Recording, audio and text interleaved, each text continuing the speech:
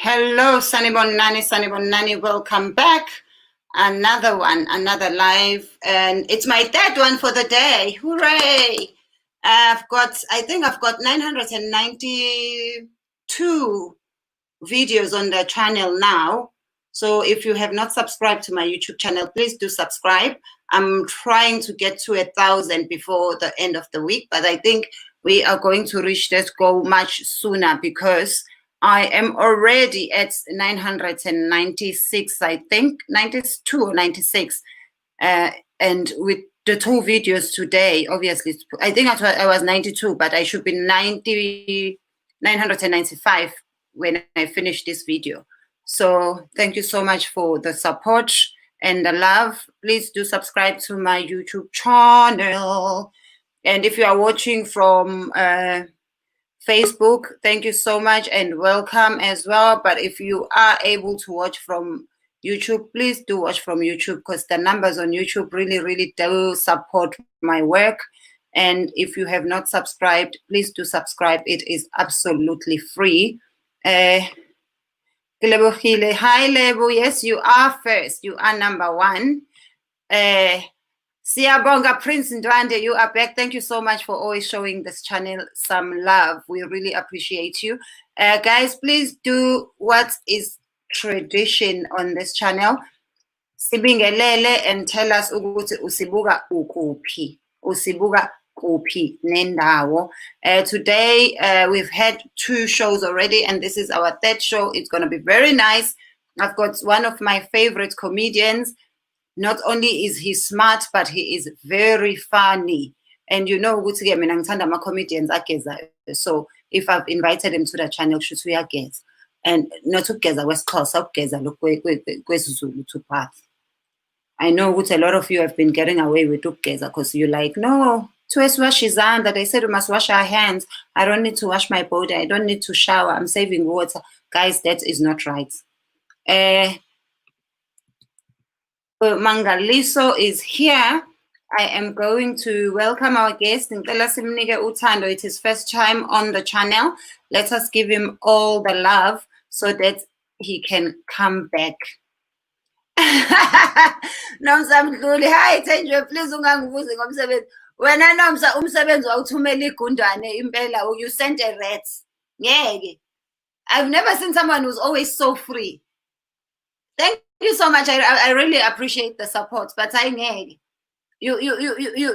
Uyazenzela nje. Makuthiwa umuntu uyazenzela. Usebenza enkampanini yababa wakho. Uyazenzela. But well done, it means ukuthi you are good at what you do. So we must work smart, not hard. Lento yokuthi hard work pays amanga. Bonke omama laba abacanda inkuni, they would be so rich. Hard work doesn't pay, smart work pays. We must be smart. Let us welcome our guest. Mangaliso. Hey, Gambajani. How come I can't see you? I can't see you either. Where must I press? Where am I supposed to press? I'm going to have to kick you out, and when you come back in, it will ask you to allow your phone camera to use. Oh, okay. Okay, wait, hold on. Okay, then you must just say yes. So I'm kicking you out. Do come back in, please. All right, no problem. Yay! Yay! Oh, Uvele Mseni, that's a beautiful name. That's one thing I love about our names. Our names are so beautiful and they have a meaning. Yay! Stephos Loras. Do you know Sister H? I've got a comedian lady friend, Sister H, who is Ayanda Gamashobane Mpangeni Legwe So Celeste.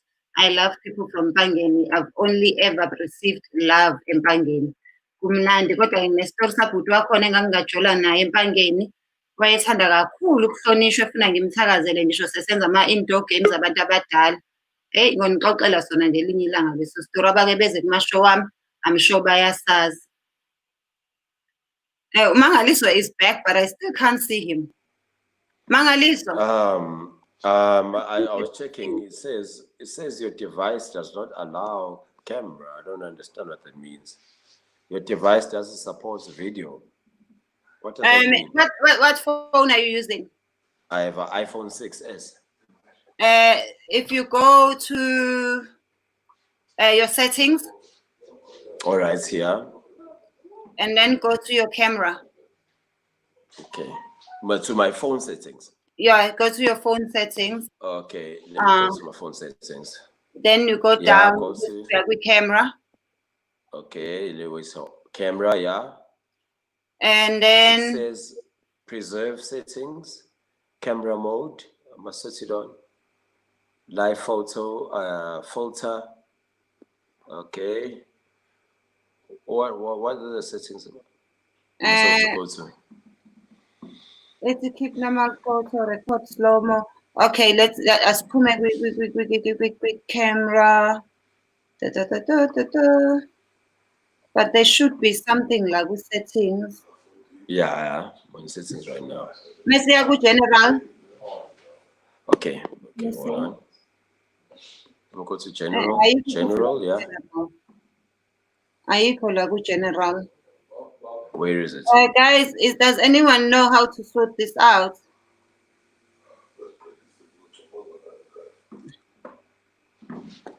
I thought it would be under camera. I went to camera, it wasn't there. Did it give you an option to say allow StreamYard to use your phone and yeah, it said. And then it said allow StreamYard, yeah. And you allowed it to? Yes, I allowed it, yeah. But then you see, your phone does not support camera.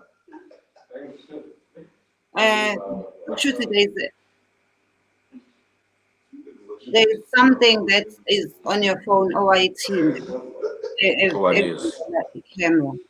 I wonder what that is. So how can I fix it? Let's find someone who can fix it. Unasisando lapho, if you have a hammer. Are you for real? Ushaye phone yakho lapho 3 or 5 times. No more 5 times, yeah. Let me kick you out again and we try last time. Okay, then right, my figure, they just please accept. Okay. Guys, we do apologize for that. Sorry about that. We're trying to make sure that we can see our guests. It's not nice when you cannot see umuntu, you just hear them. Angiveli mina like siya. Hi Nozipho from Joburg. Hey Nozipho. Ugatsheni boya benyathi. Indoda yami ke le bengixoxela ngayo ke yasempangeni kwakugatsheni. I'm gonna actually pin the video that I did about that story in one of my shows. Ugatsheni, oboya benyathi manixoxela indaba zabo. Awuvele Mseni, hey, you back. Good to have you back. Dumelang from Limpopo. All my life, even now, I cannot pronounce Limpopo correctly because I always thought there was an M. So we grew up saying Limpopo. Yeah, Limpopo. Limpopo. Am I the only one, or do other people agree with me, especially Zulus? Uyabuya futhi umfowethu. Still asimtholi. Still angikutholi. Does anyone know how to deal with izinto technicalities iPhone?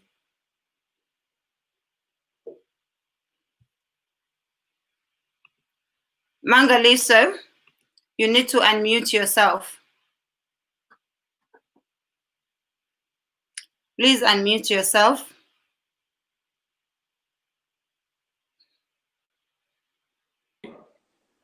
Can you hear me? Yes. Yeah, but then I don't know. Still, I cannot see you. Yeah, bro, for some reason I cannot see you. Can you not see me? I can't see you either. I inking le Thenjiwe. Inking le Thenjiwe. Okay, yes, Mm-hmm. I You have a think computer or an iPad, because we can do this from a computer as well. on a computer. Okay, let me just try and do that. It's okay. Can I use a laptop to do a live on YouTube? Okay, I'm just gonna put him on mute so that Mabam Paul Kabeti, no, you cannot use my laptop singer as well, and we just pretend we would see he just couldn't. Awu siyathokoza Mlondi, siyathokoza wasemagogo. Nasekhaya stadium sakhona Princess Magogo. Awu ingakwesami-ke lana-ke Vanderboom. Meli Shangase, ngiyajabula ukuba nawe kulolu hlelo. Thank you so much Meli. It's a beautiful name, amagama Meli no nurse, amagama ama-profession. Nkosi yami umzali usuke sekutshelile ukuthi ufuna ube yini. Udoctor nje amane ayodlala ibhola. Umzali ubone kahle ukuthi wayefuna ukuba nodokotela kwabhedake. I wonder ukuthi ummeli uyini. Mangibuka isithombe sakho ummeli ngathi u-DJ, awuthi ngiphindele kusona.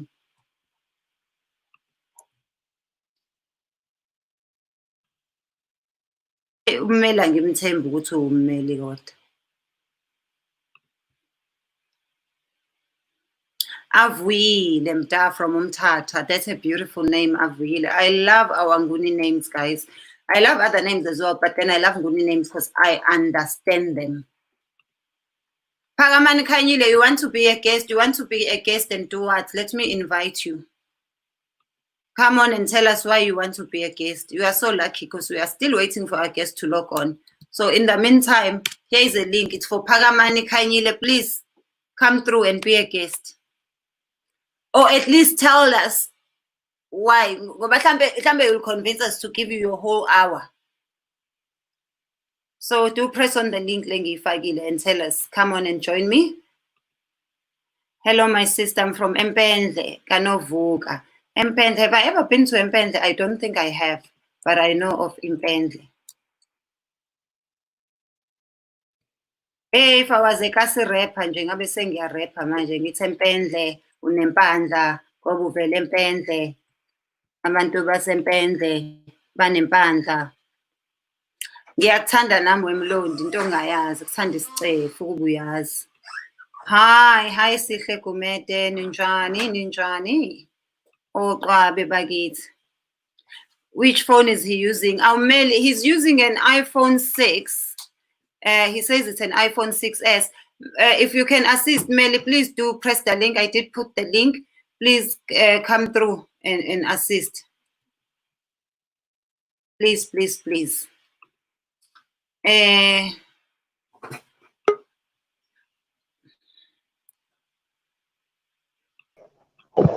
Yeah, but you are back.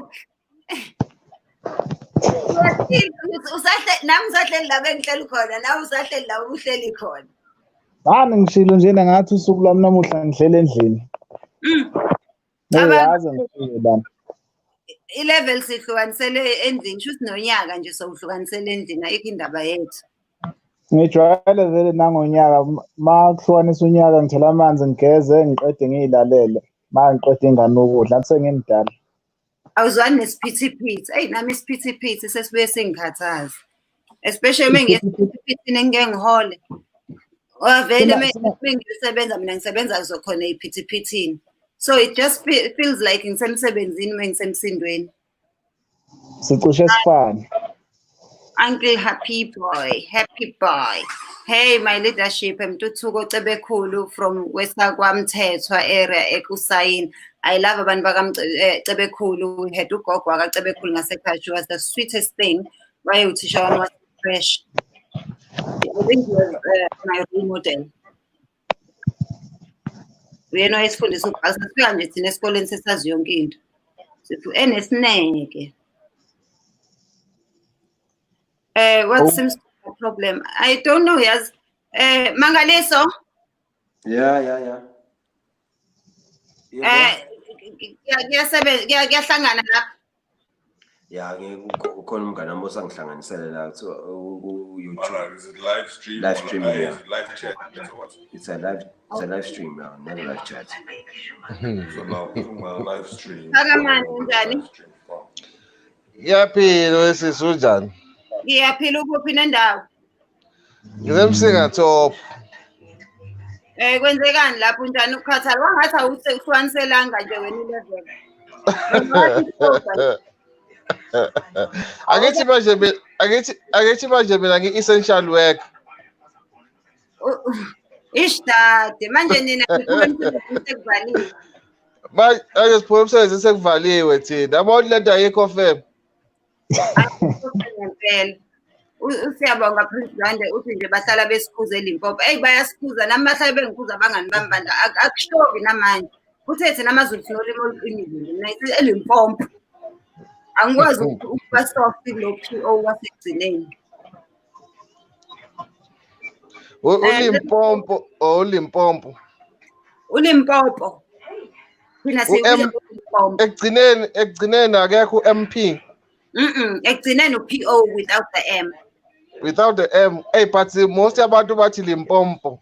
Nami bengazi ukuthi Limpopo. I think ngoba uRayma noMpombi. Kodwa nje sizazi ukuthi Limpopo. So your phone doesn't support video camera. If you are very. Mangaliso kuyahlangana lapho. Manje sengizama nge-laptop ke manje. Okay. Mangaliso yamhlole technology. Wait, can they see you now? Can you see me now? No. Yeah, sengiyakubona mina manje. I can see you now. You have to press the link. Right. Now click on that. I can see you actually. Wait. Hang on. Click. No, just click once. Otherwise, you sitting in Go, the go,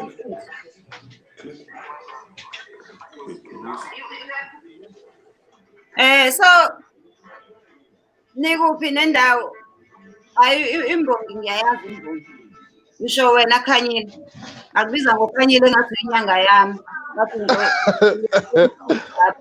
Ngisamsinga mina sisiteji. Bekunjani ukuba busy abantu bejabulela iphuzo ezehlayo? Yo, bekuhave kuphithizela shame. Shame. Abekuphithizela. Thank you, Namsa. Thank you for joining on YouTube. We need more views and more numbers on YouTube. Thank you. Appreciate. Ngicela upha isithombe sakho manje ku-YouTube because I like it when I see your face. Abekho abalale khona ko-Tops. I'm sure Tops is so happy today. We are trend. Ayi kakhulu. Abantu bayekuseni eTops. Ulayini around 07 nje bese kunama lines. I hope one day so besivuka ekuseni ngo-7 siyolanda umhlaba. Kuthiwa nje ekuseni kubonakala ngabantu bebiya ama-hectares. Yebo, hayi indaba sihlale sivukela utshwala nje. Nje ayibavuke badlayi. Wonke umuntu wayithathela nje wayithathela. Kwawukuthi-ke wonke umuntu usenomhlaba. Hey, one day is one day. Ulwazi kumala waMtuba. eMtuba kunabangani bami lapha bakamkhomba eMtuba. Uyakwazi ukuthi eMtuba hey ngasoze sabuna kusho ukuthi ingane-ke wena mungakwazi ukubhiza. Singathopha uncame buka nje ngikhuluma nomuntu useLondon. Awumncanyani mina loyo. Wena lo ubhalelana. Wesisiteji uyawazi umsinga? Ngiyakwazi umsinga kodwa ngikujwayela. I think I've only been twice. Uyaweza uya endaweni uyemcimbini. Cabanga nje kuma-rural areas angempela. Emsinga. Kodwa buka nje ngikhuluma nomuntu oseLondon. Technology, guys. Technology, it's up to you. Technology njengesihlahla. It's up to you ukuthi isihlahla usebenzisela ukuthakatha noma usebenzisela ukulapha. Ne-technology kukuwena. Usebenzisela into eyi-positive noma into eyi-negative. Yathula imbongi ngivume phela. Ukhuluma usitshele ukuthi uthini. Ngiyindoda ethanda ukulalela. Ngenzela ukuthi uma ngikhuluma ngingangeni odakeni ngixambuze. Hayi kusithe thina. Kwakumele ube yi-politician. Hayi lutho angisiyi politician angifuna uyibona. Ngobani? Ngobani? I-politician ifana nomgcala. Umgcala ucije ngapha ngemumva, ulokhuzana uphinde futhi ucije ngapha ngezansi. Ulimaza ngapha uphinde ulimaze ngapha. Manje angifuni ukuba yi-politician. Yeah, ne? Thank you so much, Kamoyo lapha eZimbabwe. I love Zimbabwe. I was meant to be in Zimbabwe actually. When? I think July. Bengizoya July with some YouTubers. But Mr. Rona decided ukuthi sizozwa ngayo ukuthi kwenzekani. Hello, I'm in chat with. Hello, lapha chance with Lindile. Everything. So guys, ey'koleni kwenzekani? Emsinga babuyelile esikoleni? Lutho. Yabona-ke uma ukhuluma ngomsinga ukhuluma nge-west situation ongayicabanga. Iy'kole zakhona ungafanisa nezale ko-Eastern Cape. Yo. Iy'nsiza nje azikho. Uma ukhuluma ngamanzi awekho. Ukhulume ngezindlu zangasese azikho sesimeni. Lenhlanzeko nje yamanje nje ash. Inesikhona ngisendelile isithombe. Bathi bathe bayafika ey'koleni bafika sekuyidlalela iy'nkomo emaklasini. Zinjena-ke. Yabo. Impela wenze njani uthisha? Bawuqala uqosha inkomo. Samele nje beyoklina bekulala iy'mbuzi lapha. Yeah. Bengimuzwa nje uminister wethu ekhuluma ngey'kole eziko-Captain Park kwispeech sakhe ethi iy'kole eziko-Captain Park ziredi ezinye. Ya. Ungafanisa angithi uyabona nje labantu abako-Captain Park ungafanisa kanjani nabantu abakomsinga labo bantu? And into mina engiphatha kabuhlungu ukuthi njengoba singena ebusika nje bakithi. Cabanga. Uma uthisha utsho kanjani kumzali ukuthi akathenge ama-mask wejesu? Azobuya imask yengane yasesikoleni ayengaya e-Tops. Cabanga nje sisithenje. Kwezinye zey'ndawo zethu kunala iy'ngane ey'wela khona emfuleni ingene emanzini ziphumele ngale. Manje uyacabanga ingane izofika imanzi esikoleni iyagodola nayi nale corona la.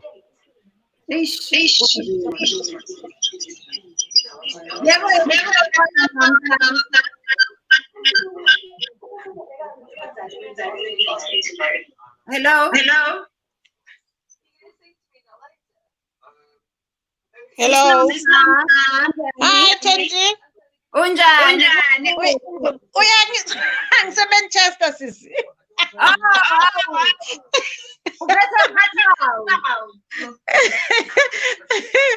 Yeah, Manchester. Oh, you are my favorite girl. Thank you so much. You're welcome. You're welcome. I like the topics. Thank you so much. Ngiyabonga kakhulu. Kakhulu. Hey, kodwa inkumbulo yasekhaya. Oh my word.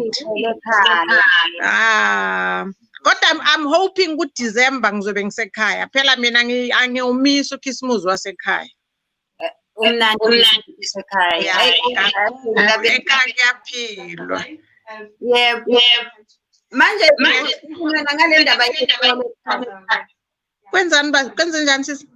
Ngithi indaba yesikole South Africa.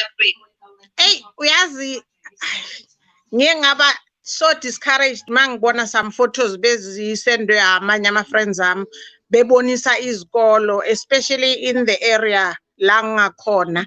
There's no preparations at all. It's so demotivating. I get futhi mina, I'm from the Val Triangle. If Val Triangle is known nje, ama-councillors akhona bayayidla imali abadlali nayo. So they are not doing anything for the community. So even if government dishes out imali ukuthi kwenziwe izinto, ayifiki ayizenzi lezo zinto, which is a big problem. So, well, abantwana abafunda kuma multiracial, maybe bona bazophumelela, but unfortunately, the ones in the townships, which for mina they are more important, they are not looked after at all, because izikolo bengizibona izikolo zabantwana baselokishini. No lines of demarcation, the toilets are just dilapidated, everything is dilapidated. Akubonisi any preparation, so I'm not for it at all. I'm sorry.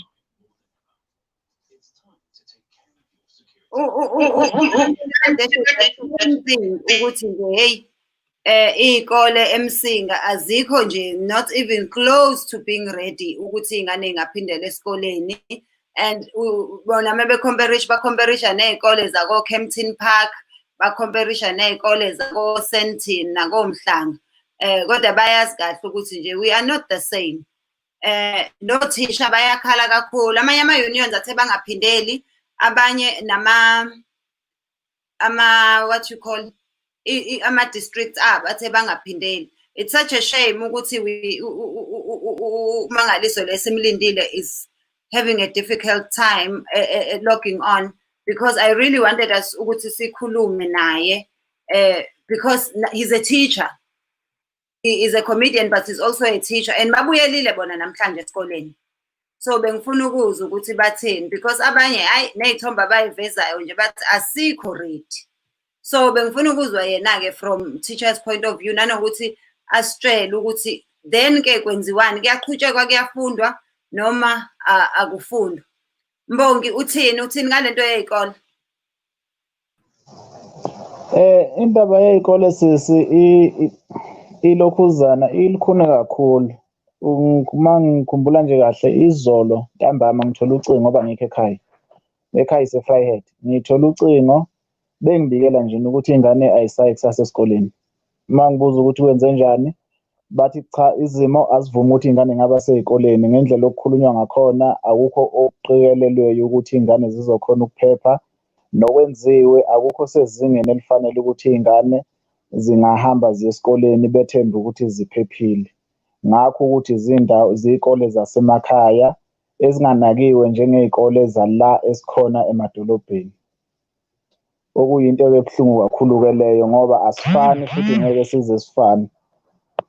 Bona into fanele bayenze, fanele ngumama kade esho ukuthi ezinye imali uhulumeni uyayikhipha zehle ngemlenze zingafiki la okufanele ifike khona ukuthi kusizakala abantu abasemaphandleni. Okunye njengoba kade kuyi-lockdown engikunothise kakhulu when it comes to ey'koleni, iy'ngane zala emadolobheni noma ey'koleni ey'phucuzekile zinama-Wi-Fi, bethunyelwa amadatha, beyifunda, ziyathunyelwa online, zenza amavidiyo. Khona nje omunye beboleka i-laptop yami, uthisha enzela iy'ngane umsebenzi, ethumelela iy'ngane ngamavidiyo. Zonke iy'ngane bekade y'funda ezala bengahleli. Lezi ezala ekhaya kade zivuke zidlale intambo, zidlale lishuqulu, zikhela amanzi, y'thethiswa, zazi nokuthi lidumephi ngoba ku-3 manje zagcina esikoleni. Funa mayibuyela nje ngoba unyaka uqala kufana nokuthi kuze unyaka uyaqala aze zenze lutho. So i-challenge inkulu kakhulu. Yeah, kunzima. No, Msa, this question ngiqondise kuwena, because personally I feel like aba-understandi izinto ezenzekayo overseas, and then they bring them, they copy and paste bazilethe South Africa. Number one, in places like England, isama manje. Number two, vele iy'kole, the school year ends go end of June, go mid July kanje. So mekuthiwa iy'ngane zakhona yiphindele esikoleni matric, the exit years, the equivalent of matric, bayobhala ama-exam. ngoba vele unyaka usuyaphela kufana nokuthi uNovember ekhaya or uDecember ekhaya futhi isummer they can afford to take that risk. Thina kungena kwi-winter nangokuthi ngempela ziyofunda kuze kuphela unyaka kube kodwa kuthiwe ey'bhedlela kusa-edwa imibhede ngoba lesifo sisazoxaka kakhulu. What do you think lapho? Do you think we have the same reasons abanayo e-England ko-Manchester ukuthi baphinisele iy'ngane esikoleni nathi fanele senze njengabo ngesikhathi abenza ngaso? Hey, yazi Thenjiwe, to be honest, into engiye ngayinaka i-South Africa ithanda ukukophisha everything eyenzwa yi-the Western world. Bebe benganalo ulwazi. Right now, they are talking about COVID-19 and they are taking people into lockdown, but they don't teach people anything about lezinto. I mean, umuntu nje uthathwa nje isigubukela ukuthi okay, nizawuhlala endlini aninobhema. There's no reason given to them. That is why people don't understand if, like for instance, umama uNkosazana ekhuluma ukuthi okay, i-cigarette siyasivala. She's got a reason and people don't understand because they are just up to ukuthi bona satisfy their need. And it's very important ukuthi people should be educated about most of the things. And ekhaya, that doesn't happen at all. It doesn't, which is a sad thing. And manje inkinga, even if thina esibuya ngaphandle, we go home, try to educate people, we get a lot of resistance. People are so resistant. Once you try to show them some of the things, bakutshela ukuthi oh uzile ke nezinto zakhe zase-England, asinandaba kudala siphila kulokhu kunje, which is more difficult. Uyazi uvele ufile ukuthi you are helpless, awazi ukuthi ungenza njani. It's so difficult. Yeah, ngoba we must learn from each other. If kuukuthi khona obuya nezinto ezinye ezenziwayo kwamanye amazwe, we must be grateful ukuthi we are able to access the information before size sihambe siye lapho. But then also we must be careful not to adopt yonke into eyenziwayo because ama decisions are made based on a lot of things. And I mean, I also have a problem ukuthi umuntu ofunde emsinga addresswe atshelwe imiyalelo efanayo neyomuntu ofunde esentini, because we know ukuthi akufani uthini lapho Khanyile wathula njengathi uyasiphikisa.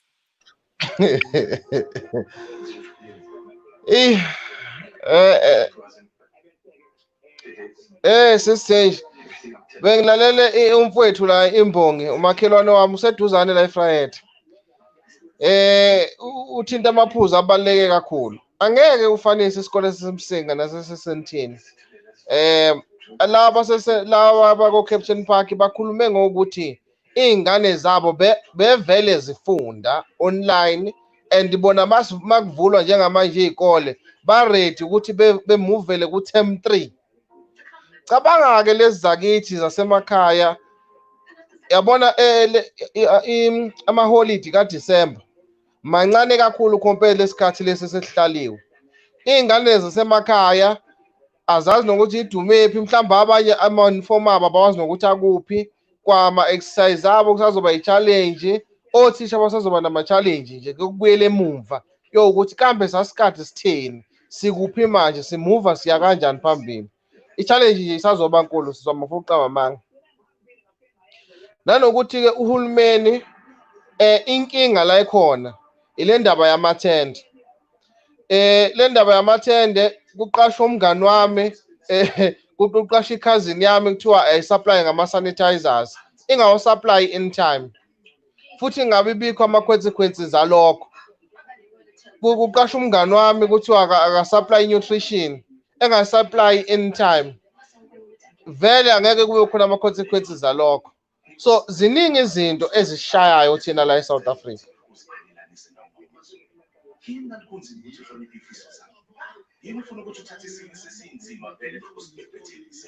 Sorry, amathende iyaqala ngoba manje ayikhulumeki ngoba kube ngathi uyikhuluma ngoba unomona ngoba unganawo ama-connection amathende. Kodwa nje kwenye inkathi nawo amathende uzuyibuza ukuthi did this really need ukuthi yenziwe ngethenda? Couldn't they just save money by going straight bayozithengela bona lezi zinto?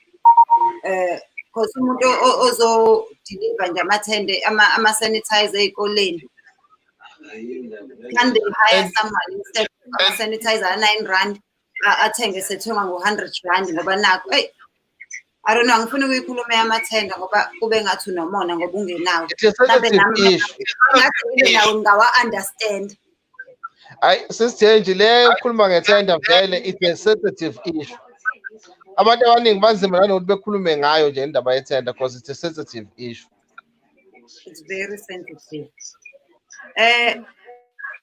Ake sizwe Mbongi uthini lapho? Ngizonanazela sikulokhuzana kumama Mdloli enkulumeni yakhe ayikhuluma. Mina ngokwami ukubona kuwumbono wami lokho. Ilokhuzana iAfrica iyalidinga usizo. iAfrica ake ngihlukanise ngithi iSouth Africa ngiyeke iAfrica yonke. iSouth Africa iyodwa. Ayiswele lutho. Sinazo zonke izinto ezizidingongqangi zabantu abase South Africa. Okwesibili, abantu abase South Africa uNkulunkulu wabathanda. Wabapha ingqondo zethu ihlakaniphile. Kodwa inkinga esinayo abantu abasengamele nabantu kufanele basihole. Ababoni emuva, ababoni phambili. Bayantunguza nje labantunguza khona bebuye beze kithi bese thina sigcina sesikule nkinga lesikuyona. Njengamanje siyakhuluma la siyabeka amaphuzu asobala naqinile nangalekelela izingane. Kodwa egcineni izingane futhi zizofa kukhulunyiwe. Egcineni izingane izofelwa yikusasa kukhulunyiwe. Ayikho into ebuhlungu njengokuphazamiseka ufunda ugrade 12. U2 weeks kwa grade 12 uma uluzile ngeke uphinde uthole unyaka wonke. Kwa grade 12 uma uphazamisekile mase kuthiwa kuyahlolwa ngeke ukhava wonke umsebenzi. Ekugcineni uzophuma nesitifiketi sakhe sino-H abaningi noma ungenzanga kahle ku-affecte impilo yakho noma kuqalise phansi impilo. Laba abantu abasiphetheyo konke lokho abakuboni bayakhuluma ngoba basuke beseyindaweni enama-aircon bekhuluma kukuhle bekhuluma kumnandi banama-budget bakhuluma kumnandi. Akekho umuntu ozoba nebudget ephelele ecabangela umuntu osweleyo. Ngokwami mina ngokwazi kwami umuntu ophatha abantu kuba umuntu onesiphiwo sokuphatha abantu. Akuba umuntu nje novela asuke la emgwaqeni ngokuthi unekhono lokurasa estradini noma uyaziwa ukuthi uma ebanjiwe yena uyakwazi ukuphunyuka bese lo muntu eyabuye ezophatha abantu. Obviously sonke sizolandela lo muntu siyongena naye odongweni siyohleza isikhala.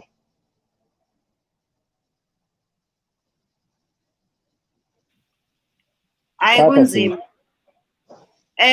Nomsa, as someone who lives overseas, what can we learn? What have you learned that we can adopt from places like UK, Manchester? What can we learn as South Africans with anything, including lento yotshwala ukuthi siyagiya sijabulela utshwala? What can we learn engasenza nathi sikwazi ukuthi siphumelele njengesizwe? Ngiyabonga Thenjiwe. Uyazi ukuthini? Kuningi esingaku-adopta from lamazwe njengoba sengihleli la. Ngino 20 years ngihlala la, but ekhaya ngiloku ngiya. Into yokuqala engingafisa ngathi South Africa engaba nayo ukuhlonipha umthetho. Ekhaya there's a lot of lawlessness. Abantu basekhaya they don't care. But mina personally I blame our government because mawungakubheke the way umbuso sawuthola ngakhona, people are still following that method yokuthi before sithola something we need to fight, we need to burn down things, and at the end of the day they destroy everything. Yabo okusasa bazoyifuna bathi unkosi yami ngabe ngingashisanga lesikolo ngabe ngingayenzanga lokho. So lawlessness is the first thing. People need to respect umthetho. Ngizokwenzela example. Angifuni ukuba mude kulento. Ngizokwenzela example. Mina because ngisezweni la umthetho wendlela uhlonishwa khona. I'm always having my seat belt emotweni. So mangifike ekhaya, there's so many people abathi mabangibona ngibopha i-seat belt bezwe bethi hawenza kuthi ekhaya isikhathi esiningi mawenza into wrong, people take it ukuthi you are a hero. But if wenza into right bakushayela izithupha bathi ya uyabona ke uyisikhokho uyiphethe lento, which is wrong. At the end of the day you die beloku bekushayela izithupha. So that's another thing. Emgwaqeni ayikho inhlonipho. Uyazi Thenjiwe uhlala la nawo useLondon. You've seen izimoto ezikule lizwe. There are so many cars, but accident they are very few because people listen to umthetho. People are patient for one another. Akekho umuntu ozawundlula akushayela ihutha enzeni akuthuke. Well bakhona, it's just a few, but not as bad as in South Africa. In South Africa it's worse. We understand. There's no law at all. So if abantu basekhaya bengazifundisa nje ukuthi umthetho bawuhloniphe, I think lento ingenzeka if we can have a different type of a government, because lena yona esinayo it's zero. I don't even want to entertain it because nabo ngokwabo they are just rotten. So ayikho into engalunga. But if singathola a new government esizokhona ukuthi mayibeka umthetho siwulandele, then everything will be fine. Mina bengimangala ngabuyela ekhaya 2016 ngasebenza 2017 in a hospital. Nurses are nehawu members. They uyazi if bethi asifuni into, they go to an extent of smashing offices, baphula izinto, neglecting their patients. Uke wabona la makuthiwa doctors and nurses are on strike, you will never even notice ukuthi kunento kuthiwa strike. They've got a certain way. I don't know why thina singa adopt that way yokuthi if we want something we sit down and negotiate. Hayi ukulwa akuserve any purpose. At the end of the day nothing comes okay. Into ihlala iloku injalo. Uyayibona lento. There are so many things, like I said, angifuni ukuba mude, but these are just a few that I wanted to mention. Yo, thank you so much. Yabona le yemoto is number one. I always say it. We were talking about it earlier, weren't we? Ukuthi ekhaya mawufasa ibhandi baze bakubiza mina bangibiza uMrs Van Wyk bathi uzenzisa likwazi somlungu. So much so that imoto zamanje ziyakhala mawungalifasanga ibhandi uhleli phambili. They will do it but behind. Akafuna ukulifasa yena, ulifasela uthi lingabanga umsindo because it's not cool ukuba nebhandi. Biggest problem amaphoyisa. Amaphoyisa, they are the biggest problem because they take 50 rand bribe from a drunken driver. When they go on a roadblock, they're not going for the nation. They're not going to stop ingos. They are going to I've seen a policeman take 50 rand from umuntu odakiwe, and I'm like, lo muntu can kill 20 people within the next 10 minutes. And then igebengu is celebrated ekhaya. We tend to celebrate abantu abenza wrong as if benza right. I think that is so important. And when it comes to our leaders, sometimes they joke even in times where we should not be joking. Sometimes leave the jokes to us. We are there, we'll do it for you. Not born, because it confuses abantu bazibacabanga ukuthi ngempela it's okay to joke. We know that we are a nation of alcohol abusers. Asibuki siyabutyabula. Like, and when you see them on Twitter, it confuses. Are they celebrities or are they ministers? What's happening? Indongayazi. It's confusing. Asizwe wena phakamani ukuthi uthini lapho mhlambe you explain to us. Hello. Angwabonge kakhulu amazwi kama uma umdloli. Ma ngiyakufakazela ethina la eSouth Africa umthetho asiwugcini ngoba kuwumthetho. Umthetho siwugcina ngoba mhlambe nathi iphoyisa liqhamuka bese kuthi hayi sekumele ngifake ibhande ngaleso sikhathi. Kodwa akuqalike lapho, akuqalike lapho. Kuqale eParliament. Yazi ngikhule ngingekho expose ekubukeni eParliament. Ngifisa ngathi wangangcono kwahlala kunjalo. Ngoba manje into esibuka eParliament inomthelela kakhulu ukuthi kwenzakalani on the ground. Ngoba eParliament ayikho discipline. iParliament it's a first house la engabe ngempela ama rules ne discipline siyakubona bekwenza abaholi bethu national. Kodwa sibona kuyibona abadonsana ngamazwi phambi kwethu. Lokuhlukumezeka umsindo lokuhlukumezeka abakwenza eParliament kwehla njalo kuze kufike lapha emazingeni aphansi. Ethi uyakhuluma uthisha nengane imphendule ngoba freedom of speech. Kuthiwa zinamalungelo okuphendula izingane. Bethi ingane bayidisciplina, ingane ithi ungangishaya noma ngingasho ngithi kuvumelekile ukushaya ingane. But kodwa futhi othisha abafundiswanga indlela zokudisciplina izingane. Bathe mebephucwa amandla abangatshelwa ukuthi izingane bazenzeni. Uxosha ingane futhi akuvumelekile futhi. Ukuyishaya akuvumelekile futhi. Kodwa zona izingane ziyabashaya othisha. Ingane mengawenzanga umsebenzi akuvumelekile ukuthi uyikhiphe eklasini uyixoshe. Usuyincisha ilungelo lokufunda.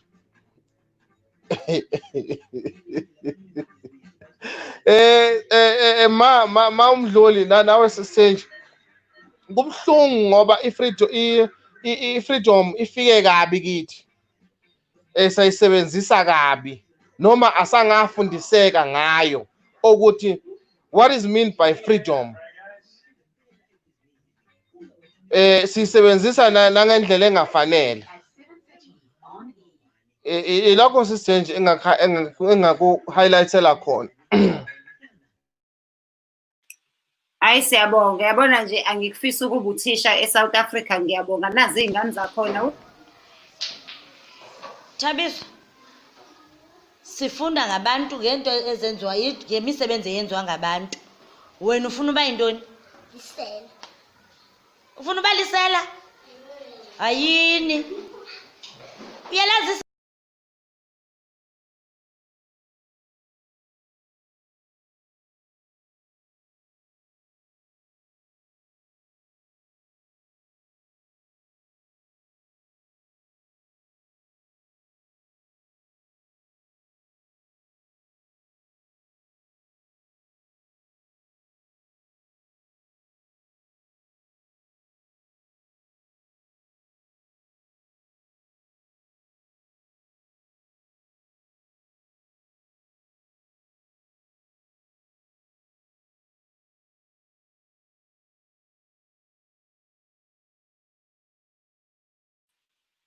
Sorry. I think internet yam was acting up. Okay, let me put uThabiso again. uThabiso wethu bakithi izingane zethu esifundisa eSouth Africa.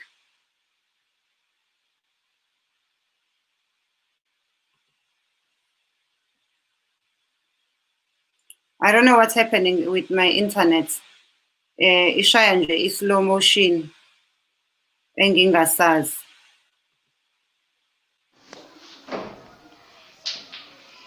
Thabiso, sifunda ngabantu ngento ezenziwa ngemisebenzi eyenziwa ngabantu. Wena ufuna uba yintoni? Lisela. Ufuna uba lisela? Ayini.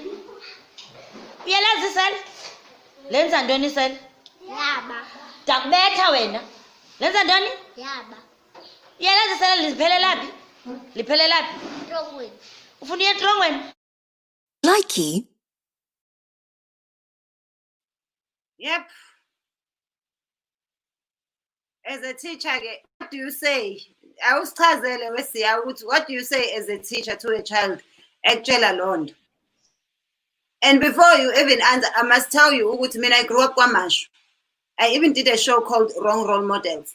And growing up KwaMashu, Amasela were the ones doing well. So people either wanted to go in don't be a seller, no be sell. Because Amasela were the ones with the cars, with the money, with the brand name clothing, which we think is a very important thing, Maskale Malokshin, Ugutugogeni. When ngisho ngathi igama lakho solibona ethuneni kuphela, but you must be wearing all Hugo Boss, no Versace, ugqoka amagama amanye amadoda, it's fine. So because we do not have, and now this new system, New South Africa, has made it so that Usis Namsa, when she makes it in life, she moves out of the township. So ingane ngempela, the only people they are left with who are doing well. Thina sikhula bebekhona at least odokotela bebesahlala ema-township, othisha behlala ema-township. Manje everyone who's doing well, the first priority is to move out. So they end up being left with amaseli, wona nemoto, wona phila kahle, wona hlale nemali, wona hlale kuphuza. Yebo sisina. Uyazi Thenjiwe, angeke uyikhole into engizokutshela yona. Mina umuzi wami uselokishini. I've got all the pressure from the neighbors. Ngoba babiza umuzi wami ukuthi kusesilungwini. Bakhuluma ukuthi akahambi yini edrobheni, abantu abafana naye bahlala edrobheni. I'm not going anywhere. Mina ngokuya ngami ilokishi is the safest place ukudlula edrobheni. So why kufanele ngizophuma ngenxa yomunye umuntu ngoba naku indlu yami injani? I'm not responsible. Nami ngisebenza kanzima. I've been working for so many years. I'm still working even now in my late 60s. Mina, I'm in my late 60s. I'm still working. So umuntu azokupressurize nje akutshela ukuthi wayengaphumi. Right now kwami sizama nokwakha sakha i-swimming pool. Oh my goodness. We've created more enemies than friends. Just out of jealousy. Mina ngeke ngiphume lokishini. Never. Ilokishi is my place. That is where I'm settling and I'm not going to move. And kufana nento yokuthi ingane yami izokhuluma isilungu. Ayenziwa le. Indodakazi yami ela e-UK. Ukhule efunda ngoba uyazi masile emakhaya eSouth Africa unalento. Hey mntana nami ngifuna athole the best education. So besibathatha umntana nami uhambile wayefunda edrobheni. But you won't believe me, ubethi umntana mangiyomlanda makangena emotweni ukhuluma isiZulu. Beyingekho lento yokuthi uzathi mami eyami ingane even namanje sikhuluma isiZulu in the UK. Ayikho into yesilungu. Mayikhuluma isilungu khuluma nabangani bakhe nabantu asebenza nabo. That's it. Endlini sikhuluma isiZulu. Singabantu asizange kuzoshintsha. Size la ngoba sizosebenza, hayi ngoba sizoshintsha. So yazi nje yenye itopic leyo. Lena yeingane ezingasafuni ukudla usu, ezingasafuni ukudla inkomazi. Lena yenye itopic Thenjiwe, ngicela sike siyibekele ilanga sizoyikhuluma because it's really damaging our nation and izwe lethu lifile, ubuntu buphelile. Uzwa abantu bekhuluma ubuntu. They don't even know what the meaning of ubuntu is because they are not practicing it. Abantu, they are so proud ukuthi mawuthi ubuza ingane igama, ubani igama lakho? Akasizi isiZulu. Hayibo, uyoqala ukuphendula. Yazi wena Thenjiwe, mina the way nginolaka ngakhona abantu abaneyingane ezispoiled bayazi abezi nazo kwami. I don't want a spoiled brat kwami. Ingane ezawukhuluma isilungu uyazi kweza enye ingane khona la e-UK, but they are South Africans from a young couple behamba nabazali bakhe. And then ngiyamkhuza kuma ethi kimi, you're not my mom. Ngathi I wouldn't want you to be my kid because I would kill you. I just told you. Ngamtshela kanjalo. So uyazi lena akusi joke. Leya kaThabiso is not a joke at all. It's painful, it's heartbreaking for ingane. Mina mangikhula at a very tender age, ngangithi mangibuza ukuthi ufuna ukwenzani mawukhula. I used to have a dream about maybe a profession, a teacher or a nurse. I've always loved being a nurse. That is why I'm a nurse even now. I've always loved being a nurse. It has been my passion because ngithanda ukusiza abantu. Angifuni ukubona umuntu ezwa obuhlungu. Angifuni ukubona umuntu esafara. Nasekhaya mangisekhaya I try my level best ukuthi enginako engibona ukuthi umuntu akanako ngimnikeze. But sometimes it's so difficult because you give ingane something umzali athi ubani othe ngiyaswela. Ngaleso sikhathi uswela ngempela. It's so hard. It's really hard. So I give up, guys. I give up. Ngezwe lasekhaya, our government has failed dismally. Ngiyabonga. Thenjiwe buya. Buya niphela.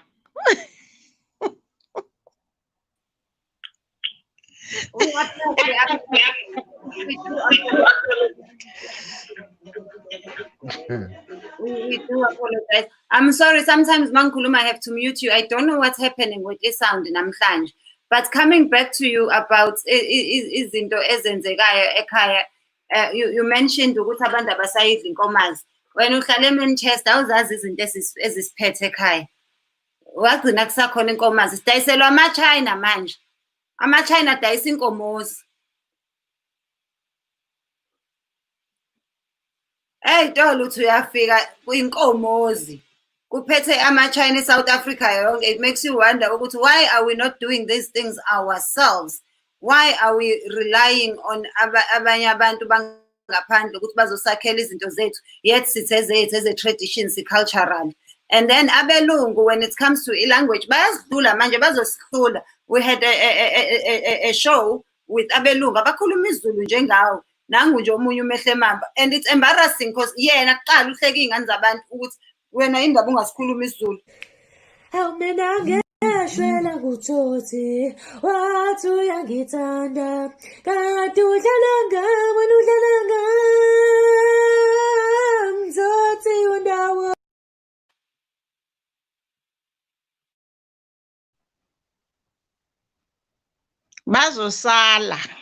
Bazosala nesilungu sabo.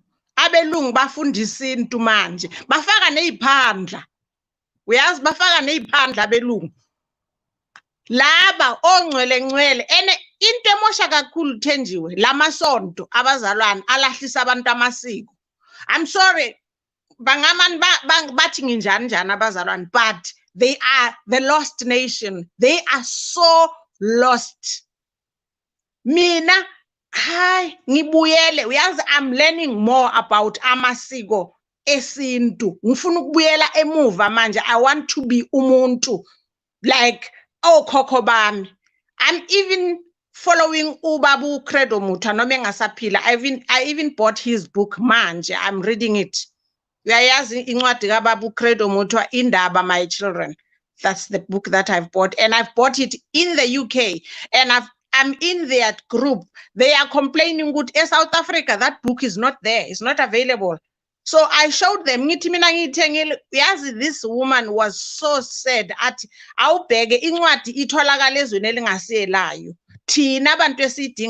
We don't have it. It's really sad. It's really sad. But I put everything, all the blame on our government. Yeah. And the other thing, sajabula sizitshela ukuthi sithathe umbuso. Asuthathanga umbuso. We never had umbuso. It's not ours. Our leaders are just puppets. Basithengisa futhi nje angifuni nokuyikhuluma le ngoba kudala sathengiswa. We don't have any power. We can say whatever. People got excited after our independence. Bazitshela ukuthi hey ngizohlala edrobheni ngiyoba ineighbor yomlungu. What is important about ukuba ineighbor yomlungu? What is special about that? Yini special ukuba ineighbor yomlungu? Because umlungu ineighbor umuntu ofana nami. And the other thing, they are not aware abantu ekhaya ukuthi amabhunu aba clever ukuthi singababoni ukuthi banjani ngempela abelungu ukuthi ba abantu abanjani. Oh my goodness. Oh goodness me. Yabona ke, nothing will teach you how to be proudly African than ukuhlala nababelungu. And then you see the richness in us, the strength in us.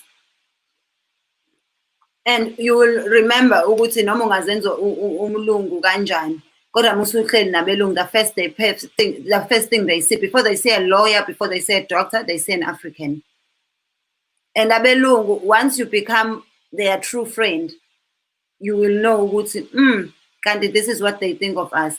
Even the hair that we put on, bayasihleka. And if you can look at a lot of abelungu behamba nama prostitutes, bavele bahamba nalaba beyinwele. But when they marry a black woman, imvamisa basithanda ney'nwele zethu sinje, because they like us as African. They don't understand ukuthi why ngigqoka iy'nwele ezizama ukungenza omunye umuntu. So this is a very complicated issue, but sometimes nathi siyayicomplicate-a kakhulu, siyenze nje ibe worse singekho isidingo. Uthini lapho Phakamani, should we be proudly African, or in 2020 is it still important ukuba umlungu?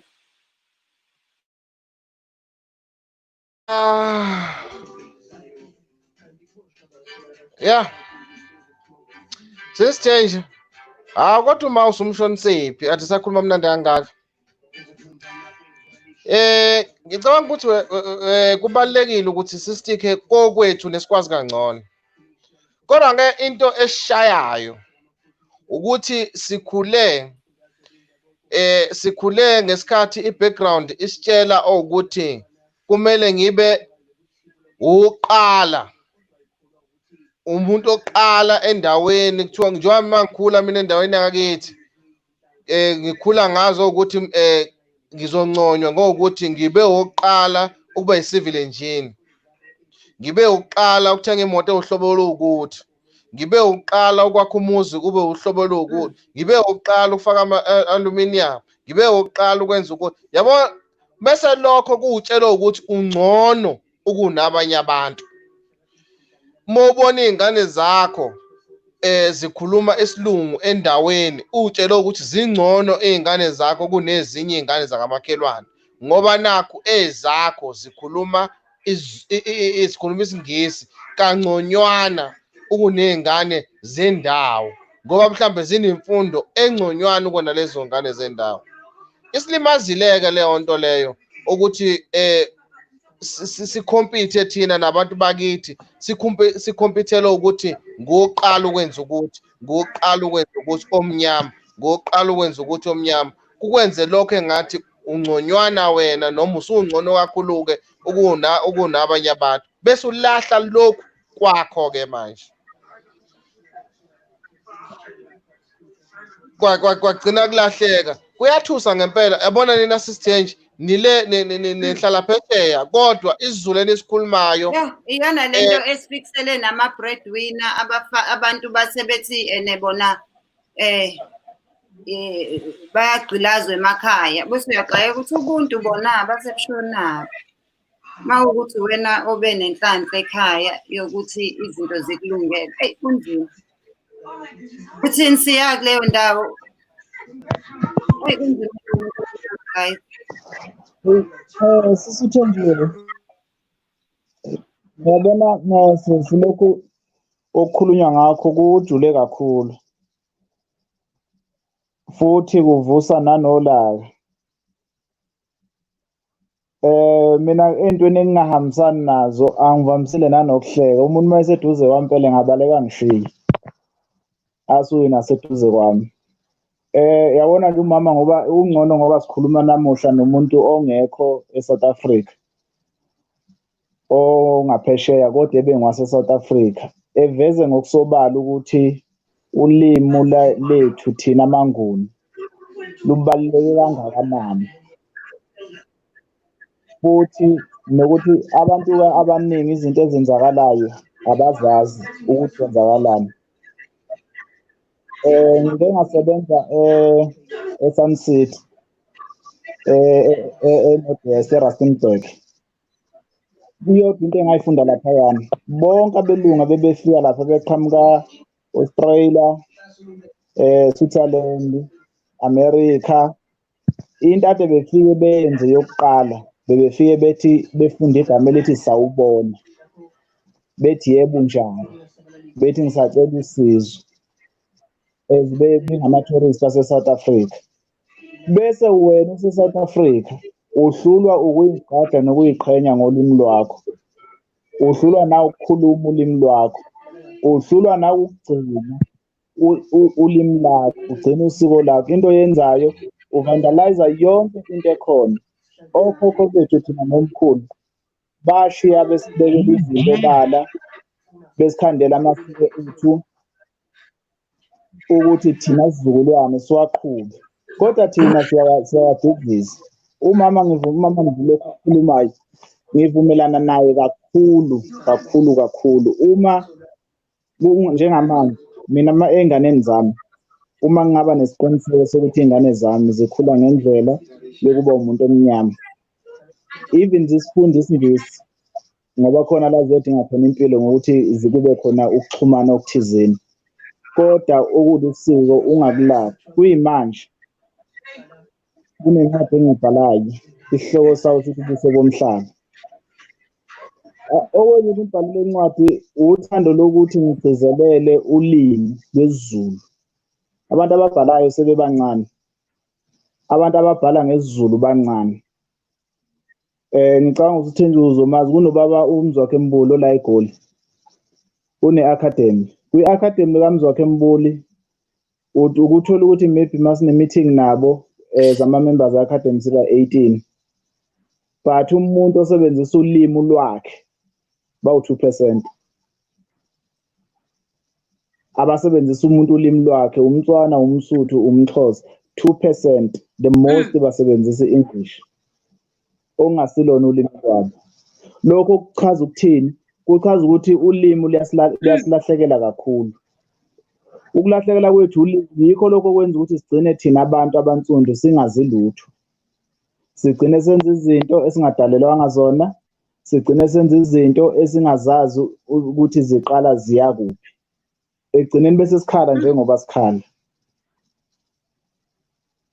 Ulimi lwethu size ngalishintsha thina esiphilayo futhi thina esibonayo. Uma nje konke esikwenzayo sizokwenza ngokuyimisela, nanokuba kuleyo nto leyo ichaza kangakanani, sebenzisa ulimi lwakho.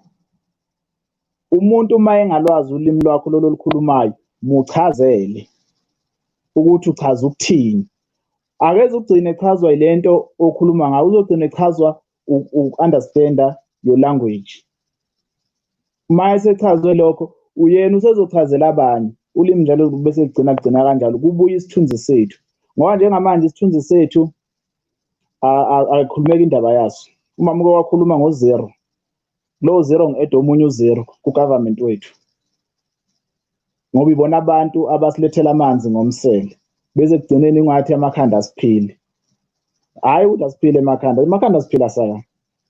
Inkinga abantu abangaphili labantu enibathathani babeke laphana ey'hlalweni, bese bahambe bekhomba ngemini ungathi banamaplazi noma khona iy'nkomo abanazo. Ngalowo mzuzu abazi nokuthi iy'nkomo yini, ikhuzwa nakanjani.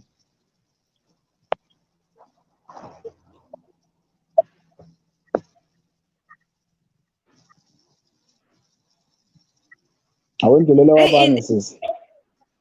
Inkinga leyo mfowethu, especially masokhuluma ngey'ndaba zolimi namagama, siyathandwa kakhulu isiNgisi ezweni lethu.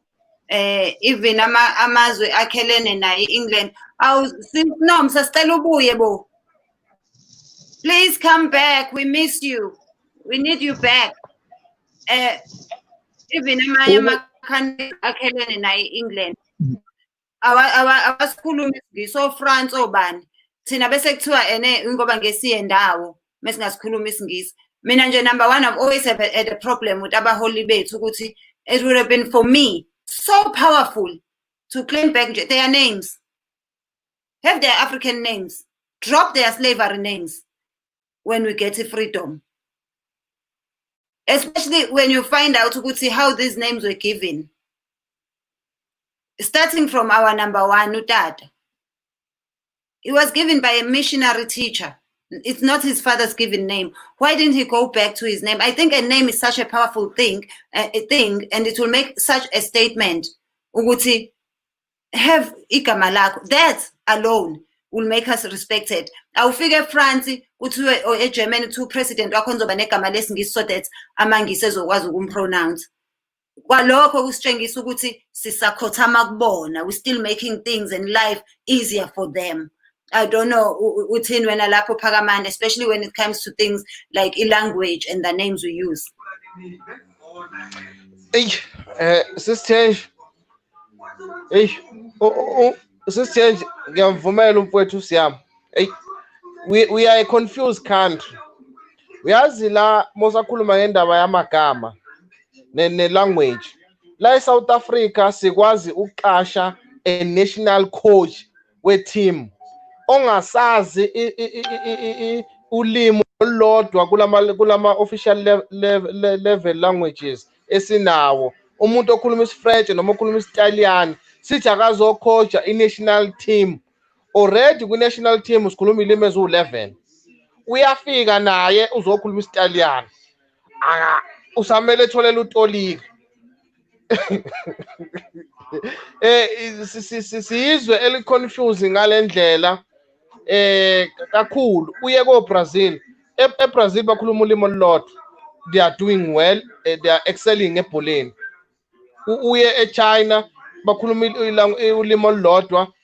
Kwi-sport sabo kung fu baya-understandana, bayazwana. Akekho kumele echazele omunye ukuthi masithi sisho ukuthi-ke manje. Bese uza la eSouth Africa.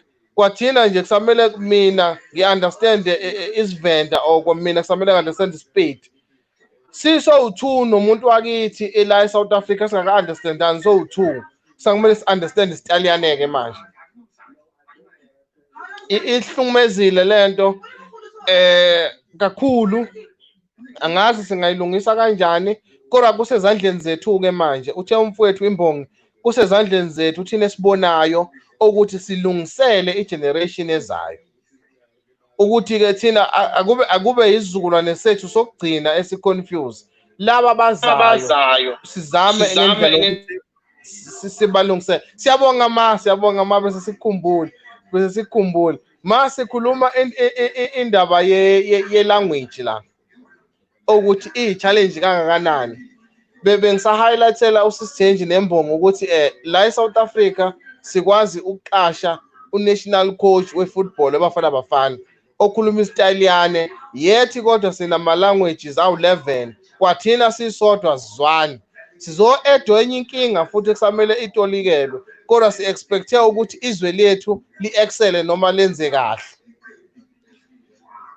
Kuyinkinga Sisithenji, kuyinkinga. Angazi singakulungisa kanjani, kodwa ithina ekumele sithi kuyagcina kithi.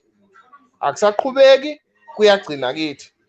Kubhlungu ukuthi uhlulwe i-interview ngenxa ukuthi isingisi awusazi. Kodwa okuye kuthiwa bebekubuze ngolimi lakho, ubuzophendula kahle, kubonakala ukuthi awu-understand umsebenzi. Ufailiswe ukuthi isingisi lesabakubuza ngaso awusazi. Ukuchonyelwa umuntu oshaya ama-bombastic words angaka, ubone ukuthi hayi lo muntu usedlala ngami-ke manje.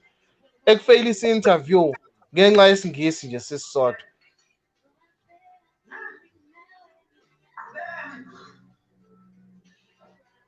Nakho sukwabili sisi. Usisi ngibona ungathi lana ungikhululile sisi.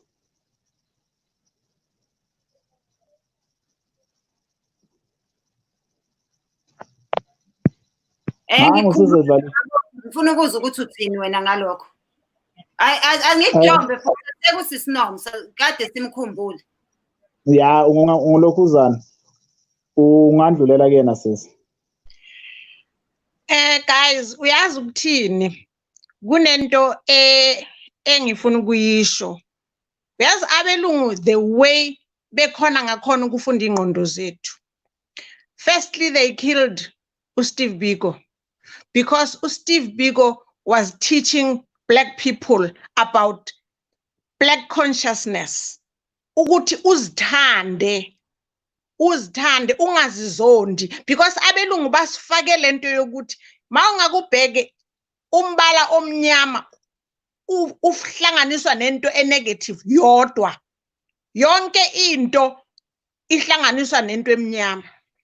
You are in the black books, you are blacklisted, you are a black sheep, yonke lento, you are a black person, it means you are a thug. That is what is happening right now in America. Once bebona umuntu omnyama nje, they just think this is a thug. So inkinga abakhona kithi kakhulu eSouth Africa ukuthi kuyokwaba khona lento yokuthi sithatha angazi Thenjiwe noma angazi ukuthi unesikhathi esingakanani la eEngland, but kunento engeke ngayibona indodakazi yami my graduator because ufunde la uze la ena 13. So my graduator, I was watching all the graduation ceremony and what happened afterwards.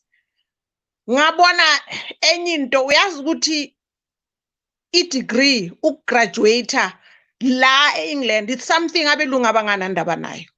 Kodwa thina ikholo sisenza namaphathi amakhulu ukuthi graduation yomntanami nami ngiyagqokela eyami regalia.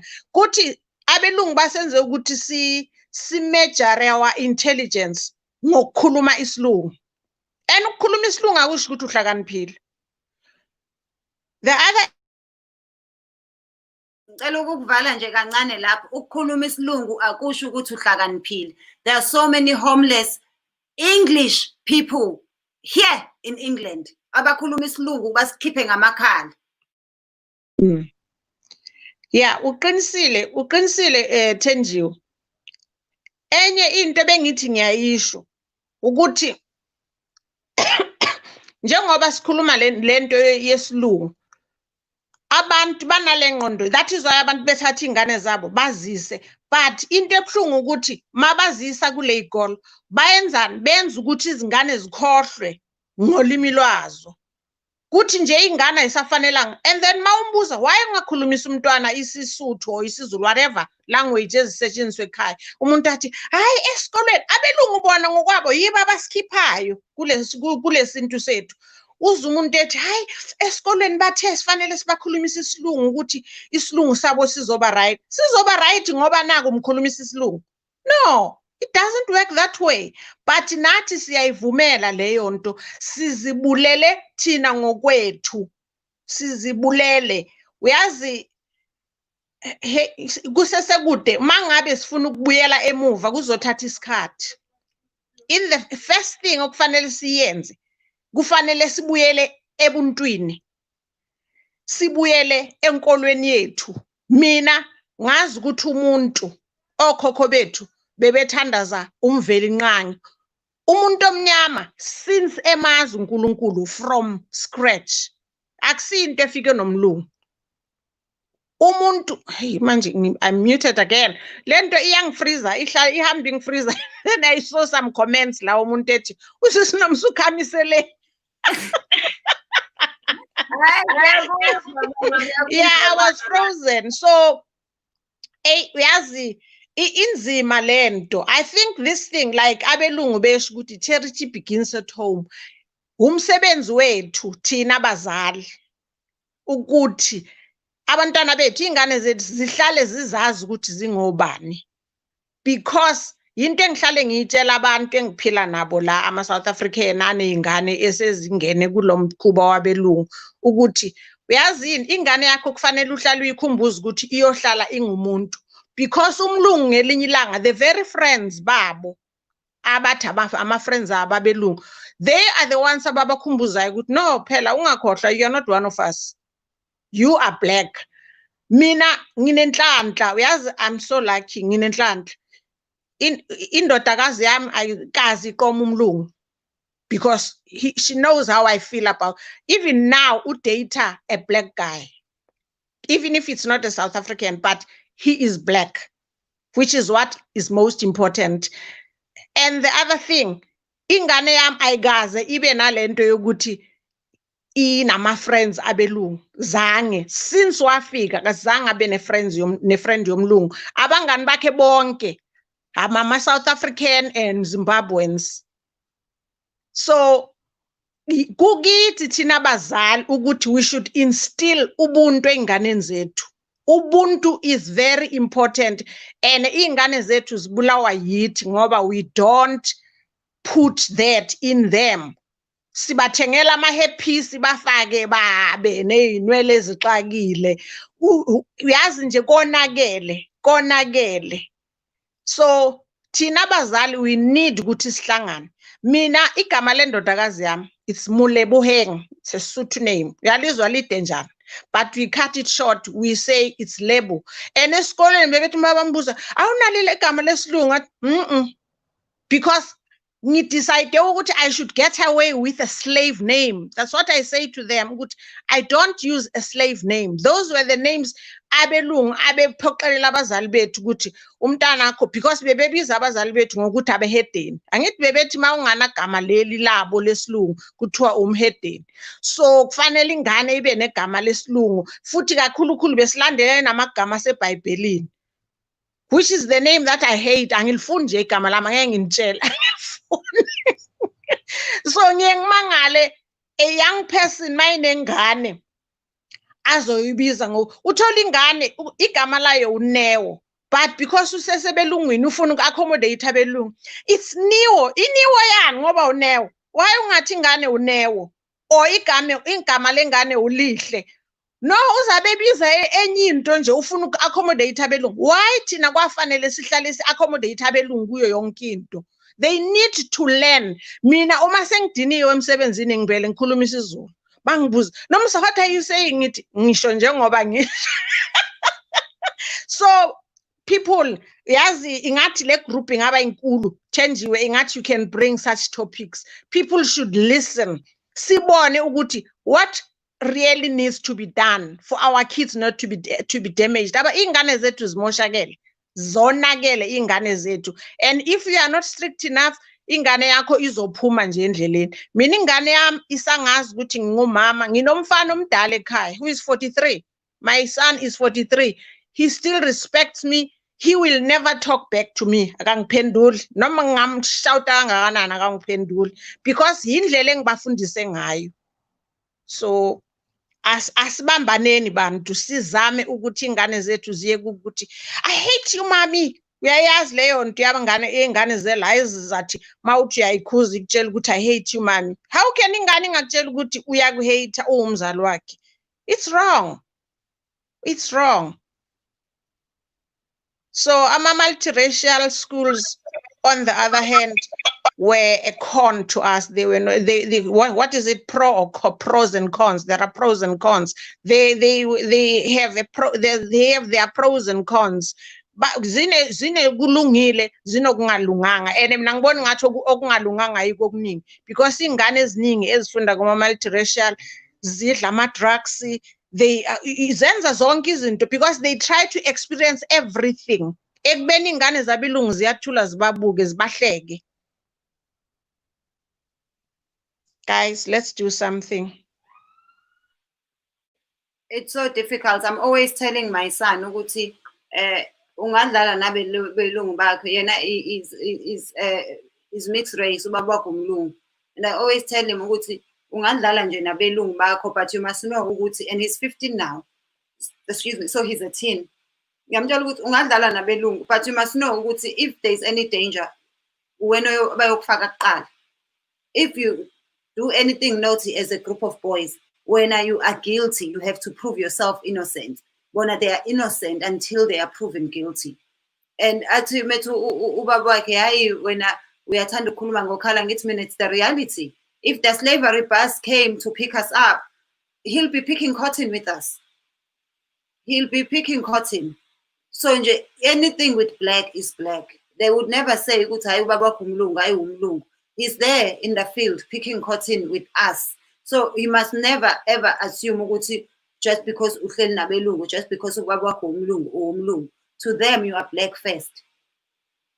So much so that they can't even tell a difference between umuntu who's mixed race and a Mexican. kubona babona into eyodwa nje efanayo. So you'll never be umlungu. Whereas ke futhi amangisi, they don't even see abanye abelungu as abelungu. They don't even see abantu base-France as equal to them. So who are you to think wena bazokutreat-a kangcono? Our children need to know the truth, and we protect labantu, and we make them abantu aba-right, because everything is associated with them. Enhle, white wedding. Kodwa mangabe kushoniwe, wear black clothes, you are mourning. Black cat, yibhadi. Yabona yonke into that's associated with us. Coming to our hair, you must relax your hair. Utshele ubani ukuthi zi-stressed uma ngabe zi-natural kanje? Why must my hair look like you in order for me to prove a point? Ukuthi nami ngisile ngumuntu. And English is not a measure of intelligence. And wena-ke sisiNomsa uzongifakazela. Kunabantu abafika la e-England bahlala 2 weeks. By the time they go back home, sebe-ne-accent. But when they go to India, they never come back talking like this, which shows ukuthi accent fake. When they go to China, bangakanani osesesibaziyo abadayisa iy'mpahla eChina, baye eChina at least once every month. They never come back with a Chinese accent or an Asian accent. So why umuntu meke waye America 2 minutes, waye England 2 minutes, abuye sene-accent? It's because it's here. We need to heal here. Silimele la. We need to know what we are worth it. Sicela umlungu nathi ozokhulumani isiZulu sethu. That's definitely right. Right, Thenjiwe, uyiphethe. I salute you for ukuthi indodana yakho, you teach him about who he is, because kumlungu, as long as you are mixed race, you are black. I funbona ukuthi ubabakho or umamakho umhlophe, you are black. It will never change. Nize kulento qeda ukuyimention, I really love it, because bengiyibuza the other day ngithi, why should sibize umshado wesintu sithi it's a traditional wedding? Why singathi it's a wedding? Angithi nayo umshado. Why kufanele yona ibe na that specific name yokuthi it's a traditional wedding? Why? Uyayibona ukuthi lento ngempela silimele, uqinisile hle wena Thenjiwe. My daughter, the first time sibuyele ekhaya after ifike ngapha, makafike ekhaya, there's this guy who is our neighbor, usembingelela ngesilungu, wavela wamphendula ngesintu, futhi wamphendula ngesisuthu. How this guy, what, how kanti untsosi seba sisuthu, wathi umntanami, why kufanele ngingasazi? It's one of the languages zasekhaya. Angiyange kuyoshintsha language, ngiyele ukuyosebenza nokuyofunda, so I'm still the same person, angashintshi. So la ezingqondweni zethu silimele kakhulu. Like ushilo, simejara our intelligence ngokukhuluma English. Uthathe for instance la England is so multinational. Kunayo yonke inhlobo. Uyabona amakhulunywa ngenhlobo yonke kukhulunywa ngalelizwe. Kodwa uhlangana nomama waseSomalia ehamba nomntana wakhe weSomalian. Ungeke beze bekhuluma isilungu. Bakhuluma le language yabo. Uhlangana nomama wePakistani ehamba nendodana or indodakazi, bakhuluma ilanguage yabo. Isilungu ingane zabo zisikhulumela esikolweni nama-friends azo. Hayi endlini they still continue their culture. Thina sihlulwa yini ukuthi senze the same? Thina yini enzima? Uthi nje Do bear with us, sisanenkinga internet, but it's coming back. Don't give up on us, we are still here. And John, we'll see you as soon as we connect. There we are. Yeah, like John, we see you. Hello, let me give other people a chance. Hi. I'm giving other people a chance. Phela mina mangathatha istage ngeke ngihambe.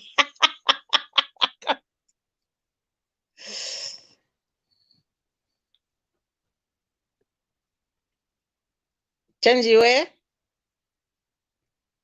we've lost you.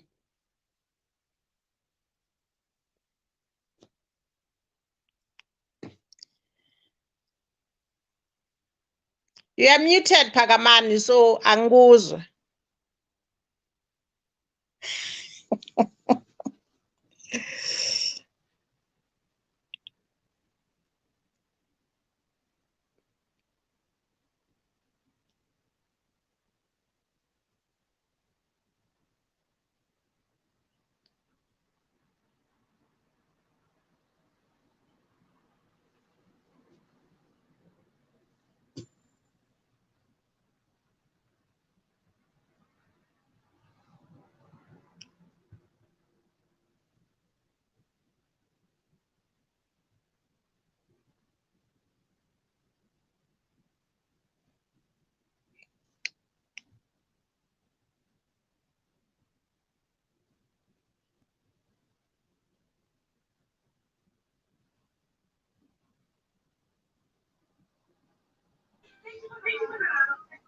I am correct. Please do forgive me.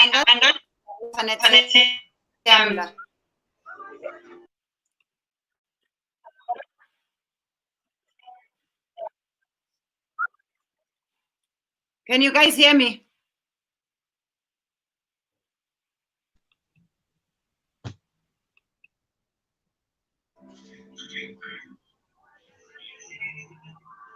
Madam Chase. Yeah, okay.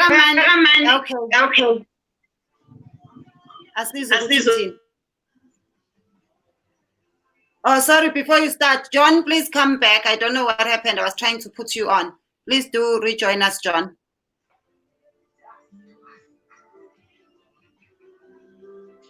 Man, asizuvo lwakho. Wena ingane zakho ziyasikhuluma isiZulu noma nazo zo what are you talking about? Abasikhuluma. Bayasikhuluma. Yabo enye into umama Mdluli. Enye into kibo bonke abantu abasibukayo nabasilalele njengamanje. Engifisa ukuemphasize ukuthi ingane asifundise lento yokuthi ingane yami ingane yakho. Ngoba ingane leyo nto leyo ziyayilahlekela. Thina sikhule sazo ukuthi uma wasendaweni uma, ubaba wasendaweni ubaba. Kodwa namhlanje wena sisithenje uma ungakuthathisa ingane yami, impini engihamba ngiyokuvulela icala mangathanga mina ngixabane nawe ngibambele mina umthetho ngesandla. Imini engithatha umthetho ngiyokufaka enkantolo ngithi abuse ingane yami. Ngingazange ngiyishaye mhlambe kade ngiyala. Kodwa manje sesengi-abusile. Uyayibona indaba? If singabuyela ebuntwini bokuthi ingane yami ingane yakho. Sikuinstole lokho ezinganeni zethu ukuthi umama walapha ya umama wakho. Ngoba ngelinye ilanga ikusasa laziwa. Ingane izokhula excuse me. Ngihambe mina emhlabeni. Isale nalabantu ekade bachomela ngesingisi esikhulu. Sekumele kube yibona manje abayinakekelayo nabayikhulisayo. Kubhlungu-ke ngoba manje thola ukuthi angeke besakwazi ukuyisiza ngoba kade kusekhona mina excuse me. Mhlawumbe sengizobaleka nje wesisithenje. Bengifisa ukubuyela kuleli laphuzu lokuqala esike sakhuluma ngalo. Ngifisa futhi ukuthi ngitshele bonke abantu abasibukayo nabasilalela ukuthi iy'nsiza zomphakathi zonke ezethu. Akize kahulumeni. Uma kukhona iklinikhi ngakini, iklinikhi yakho leyo. Uma kukhona isikole ngakini, isikole sakho leso. Ngoba sinenkinga njengamanje njengoba isimo sinje kunezikole engenawo amawindi emakhaya. Kuthe kade kune strike kwaphihlizwa amawindi. Amahholo akhona emphakathini kumele ngabe ayasiza ngesikhathi samanje. Kodwa amahholo avandaliziwe. Njengamanje sikhala ngecapacity yebhedlela kumele ngabe amaklinikhi aya-upgradewa iwona akumele ngabe ayasiza but amaklinikhi avandaliziwe. Bantu bakithi asishumayele leli vangelo ukuthi uhulumeni akibo labantu abasephalamende.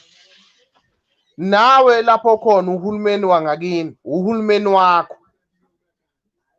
So if uzoqala nje ukuthi waqala wakhomba uhulumeni wamkhomba komunye umuntu uyayilahla ngoba kwawena nawe uhulumeni. Ilokho nje engifisa ukuthi ngigcizelele sisithenje.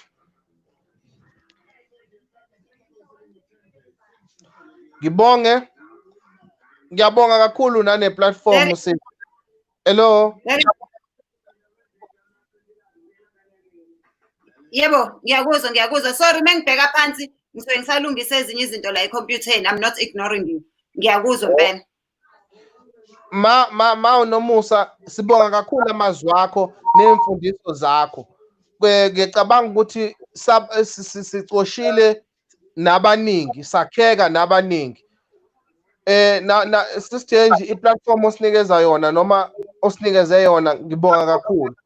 Ngibonga kakhulu. Ngiyafisa ukuthi abantu bakithi befunde okuningi kulokho sekukhulunyiwe. ukuthi sina singabantu thina. Ubuntu buthina abusuphela. Asulahlekelwa ubuntu. Kodwa futhi ubuntu asingasubusebenzisa ngendlela errong. Sike sakhuluma ngendaba yokuthi mose emgwaqweni ugcine manje uhlangana nephoyisa usulinikeza u50 usuya bribe kanjalo. Kwesinye isikhathi abantu baphula umthetho ngenxa yokusebenzisa ubuntu ngendlela engafanele. Kwesinye isikhathi we need to be professional and if usemsebenzini yiba professional. Musuthi ngoba umuntu wakini lo usuyamzwela. Udlula umuntu kuwe udakiwe uyafika ngaphambili ushayisa abantu ubulala abantu. Wena umdlulise edakiwe ngo50. Kade uthi wenza ubuntu uthi hayi umuntu wakithi lo. Mangimbopha uzolahlekelwa ishebo. Yethi mayifika ngaphambili usebulala abantu. Ususebenzise ubuntu ngendlela errong. Asibe nabantu kodwa futhi if sikwi working environment we have to be professional. I thank you, Madam Chair.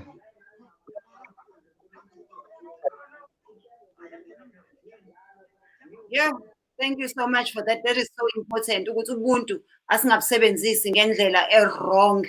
Asingabusebenzisi ngendlela errong. We must be professional where we need to be professional. Another point I would like us to touch on, what do we do about television yet? Because our television and media seems to be batshengisa the wrong side of us. Isn't it like TV? Ngeke uyifice kwamanye amazwe bedlalisa izinto ezinegative kanje. A young child obukayo or someone from another country mebuka iTV yase South Africa ucabanga ukuthi sonke siyinto eyodwa. There's so much talent that they do not want to put on TV because fanele sibuke izinto ezenza umuntu omnyama avele ngenye indlela nje errong, which is why when we say support us kuma platforms ethu, because we have control, we can do what we want, we don't need approval. What do we do to take back media ibe sezandleni zethu? Because mina personally, I don't know about you guys, and if it entertains you, that's fine. I'm tired of seeing a black person in a negative manner among Buki TV. Why do we have things like this on TV in South Africa? Mina benifuna ungincede mina undikhalelele lo muntu ujola noma Sithole. And then once utholile ukuthi uyajola bese konokumsunu kaloko after then because asoze ngithanda into bana uMasithole ndimbone emeja. Kunuka ini? Konokumsunu ikaka yodwa leyo. Who approves ukuthi thina fanele this is our entertainment? Uyazi Thenjiwe, I'm really following lento ka ubani konje ujubjub. Yona, I don't know whether to say it's a good program or it's not a good program. It's a good program kwabanye abantu because it helps them. But my concern is language esetshenziswa kuyo. They call a spade and mawungakubheka ekhaya kuna parental guidance, ingane ziyabukela balalele le language. Uma ngali ingane na 3 years ibiza lezo zinto emgwaqeni. It's because of this. You are right. In media yethu, especially TV, is teaching our children a lot of wrong things. We've got very bad role models ekhaya. And izingane mazikhula zizitshela ukuthi zibheka usibanibani, ngifisa ukufana nobhuti sibanibani or ngifisa ukufana nosisi sibanibani. But unfortunately abantu bethu esibabiza ama role model, they are not good role models. Majority, it's not all of them, but the majority, they are not a good role models einganeni zethu. They are really damaging our kids. And ingqondo yengane enye into. Ingqondo yengane ithatha the wrong thing more than the right one. Le right ibekele eceleni ithatha the wrong one ukuthi lena ngiyayigcina. It's just like umfana okhula ebona iabuse endlini. Uthatha le abuse ayifake engqondweni yakhe. That is why ekhula naye ezoba abusive. Ngibuyele kule point elishiwo uphakamani lokuthi singasebenzisi ubuntu in the wrong way. Ngizokwenzela example nga la kulelizwe ngikulo. La mina being a black person mangabona another nurse doing something engibona ukuthi lena ayikho right ngiyathula, or maybe noma ngingathulanga sometimes ngimbizele eceleni sisodwa ngithi hey uyazini into yenzile it was wrong, but ngikuxoxela enye into inesi yomlungu ifonela uNMC manje ifonela uNMC manje and you can get struck off the roll ekuripotile abanaso isikhathi abanaso. It's just like amaphoyisa ala ayikho lento angazi noma khona ayithatha ibribery, but angikaze ngibone iphoyisa lithatha ibribery in the UK, angazi ibribery ayisebenzi. One of my family members ekhaya last month ekhaya kuma ethi kimi ufuna the son to come over to the UK. Ngithi mina ufanele unani athi hayi wenze ufunde ini ngithi okay ufanele enze 1 2 3 uthi manje wena mamncane ngoba unama connections ngithi lalela la ama connections awasebenzi in the UK, they don't work. Ayikho into ekuthiwa ama connections ngizokhuluma nosibanibani ngithi hayi nginomntana kamzala wami ose South Africa ngicela azosebenza. It doesn't work that way. So ngahlala naye phansi I explained to him kumayithi hawu mina ngicabanga ukuthi kungaba easy nje uzavela ukhulume nabo ukhulume nabantu bakho. So ekhaya sinale belief yokuthi yonke into uyithola ngeconnection. Ufuna umsebenzi ufanele ube neconnection. Ufuna ukuthenga ini une connection.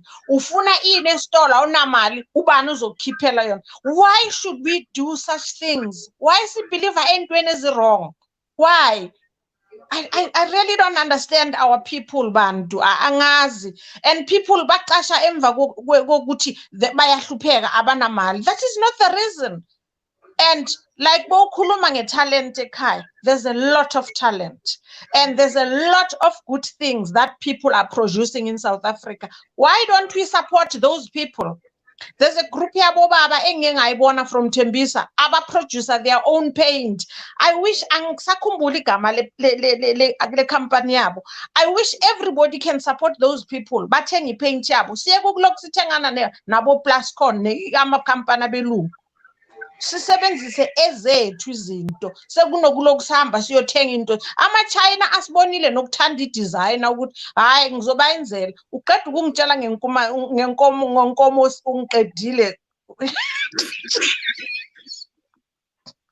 uqedile and into ecasulayo ukuthi noma siyibona into ukuthi i-wrong we still buy it. Why should we do that? Why should our supermarkets take those products which have got wrong names? Khona manje there's utshwala obu-wrong obuyingozi ebantwini. People still buy it because ufuna nje ukusatisfy le need yakhe ukuthi ngifuna ukuphuza utshwala. Yes, my husband is a whiskey drinker. Ubehlala namla, but he left because enzela ukuthi agade umuzi. So he's a whiskey drinker and he knows a lot of whiskeys. He buys the most expensive whiskeys. Most of the time mangisuka la ngiyekhaya ngihamba ngimthengele maybe 2 or 3 bottles of whiskey. Uphuza whiskey from 12 years above, not less. Why veza futhi lenkomo? So there's this jazz club abe attenda la bethengelana khona amabhodlela whiskey, this black label, Johnny Walker black label. This guy brought a black label which has got the Johnny Walker ongabhekanga the way uJohnny Walker fanele abheke khona. And the color ungahleki and the color yayo le Johnny Walker, it's not the same. So my husband, because we nama Johnny Walker ended, he took one at Lena Axis Johnny Walker, and then they started saying, "Oh, ushoga njani?" Look at the color. Look at Johnny Walker ukuthi ubhekepi. Have a taste. Ningitshela ukuthi nizwa the same thing. It's because nje silandelele ukuthi sithole this thing. Uzaziyothenga nabo Adidas. Uthi ufuna ukuthenga Adidas. Why should you buy and mina? To be honest, yazi ngingahleki. Thenjiwe, uyazi ngenzeni last time mangisekhaya I was at home December, January. I had a lot of all these designer bags, Louis Vuitton, Gucci, bani bani. Do you know what I did? Because normally mangisekhaya ngo-December ngenza family gathering, so there was a lot of my family members. I took them all out ngabapha. What I've told myself ukuthi angisafuni anything. Ubani lo? John Daphne. I told myself ukuthi angisafuni anything to do with ama designers, because if you follow a history ama designers, most of them, they are racist. They are racist. People don't know ukuthi Timberland, this tree, what is the significance of that tree? Most people don't know. It's significant yale sihlahla saka Timberland. Timberland mentioned it. I don't want black people to wear my design because lesihlahla isihlahla la kwakuphanyekwa khona ama slaves. So thina siyathenga, and we are so proud masizigqokile lezi zinto. Ha mina can you imagine? Kuthi nje we don't follow history ngento, we don't follow. Uyazi ngizakwenzela example. One time bekuzoba ilento ye Black Friday. So people were excited emsebenzini. Hey, bese ngibuyele ekhaya ngisebenza kwesinye isibhedlela. So these girls were excited. Hey, fanele ngiyothenga ku Black Friday. So I asked them, do you know its significance ye Black Friday? Do you know its history? This girl, because she thinks was yonke into, the answer she gave me ukuthi I was not there mina ngesikhathi slavery. Can you imagine? Ngathi kuye, you know, girl, I do agree with you. You were not there, but those were your ancestors. It doesn't matter ukuthi awubazi. The fact is that they are black people who suffered for ukuthi ube la ukhona. So we understand the mawuzothola izimpendulo ezinjalo, ubathicha kanjani abantu? Ubathicha kanjani? Umuntu akutshela ukuthi bengingekho. I don't buy mina ku Black Friday because I know the significance. And benzana belungu, they make things ukuthi zibe cheap kakhulu. Bayazi musizogijima siyothenga. Bayazi sizogijima siyothenga. So they continue killing us. They continue killing us because we don't question anything. We just go on doing, which is the sad thing. And mauthi abavusa abantu, they give you answers like this girl gave me. Abantu abamnyama will be the first one to defend such things. Even in the Timberland, I once had a big discussion with it with some of my friends. Bakutshele khona ukuthi bona they were not there, or bakutshele ukuthi that's not relevant anymore, or bakuphikise ukuthi ayikho leyo nto. Don't read everything on the internet. Even when you make them watch the interviews, you make them watch the people saying ukuthi ababafuni. There are so many other designers who said ababafuni abantu abamnyama, but abantu abamnyama thina igama lethu, even our leaders, it would be so nice to see them wearing African designers. Bona kuqala they want to boost African economy. How? When usagqoke Louis Vuitton wena qala uyilead. Wena qala usatsaka ngokuthi ugqoke Italian, or you drinking Italian champagne, you drinking American whatever. Okwase country yakho promote nini? When do you promote things from your country? Because you should be a leader. We should see from you uwenza and ugqoke into zakhona. Number two, you can't tell me ukuthi they do not know ukuthi ama-China angenile ne-fake. They know, and some of them even nabo bagqoka yona le-fake. I think nje thina we are doomed. But I want to play something for you guys, just for us. We did do a program about abelungu abakhuluma isiZulu, but I just want people to be aware ukuthi thina we, just like our diamonds, I was Africa, I was South Africa in particular, as we own it in. Culture yet has been taken. We don't write books about our culture. Even the books we have, very few of them you will find. You'll find it go Amazon UK. You won't find it because South Africans are busy buying 50 Shades of Grey. They don't want to buy things about their history.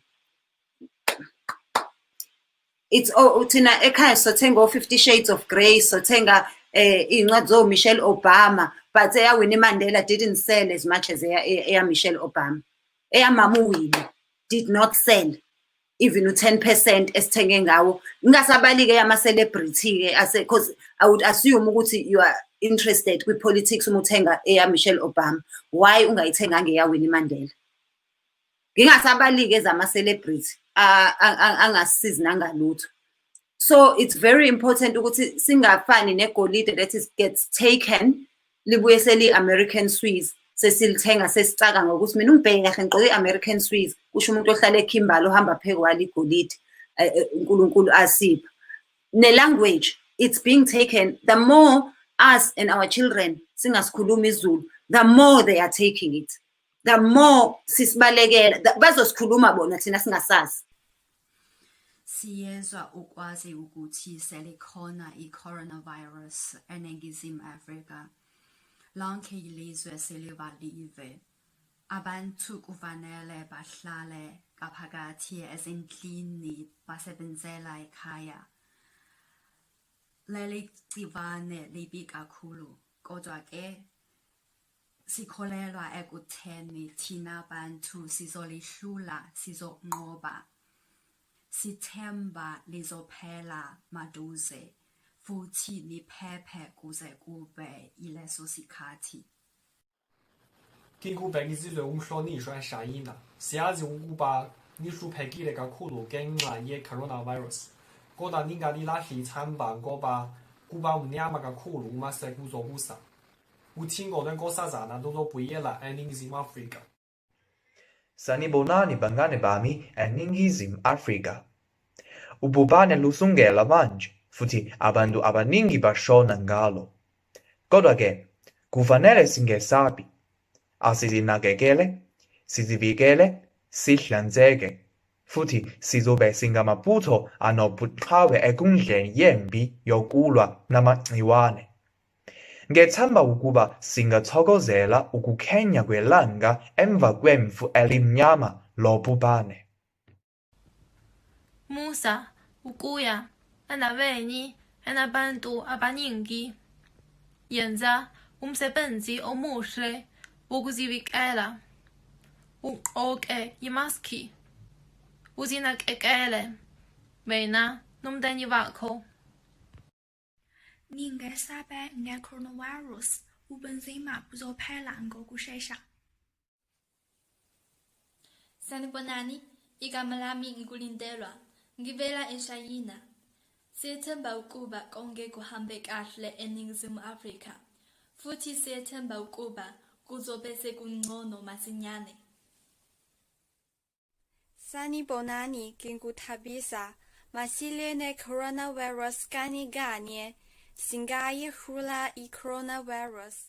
Ngingumqobile. Nginifisela impilo enhle. Ngikholwa ukuthi konke kuzohamba kahle. Sithemba ukuthi konke kuzohamba kahle. Sihambana nani. Konke kuzohamba kahle.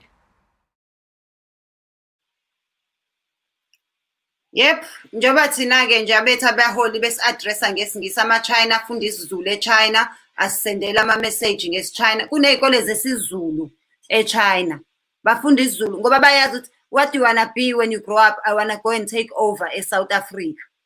Which African country do you wanna go and take over? I wanna go to Zambia. Bakufundisa ilimi lwaseZambia.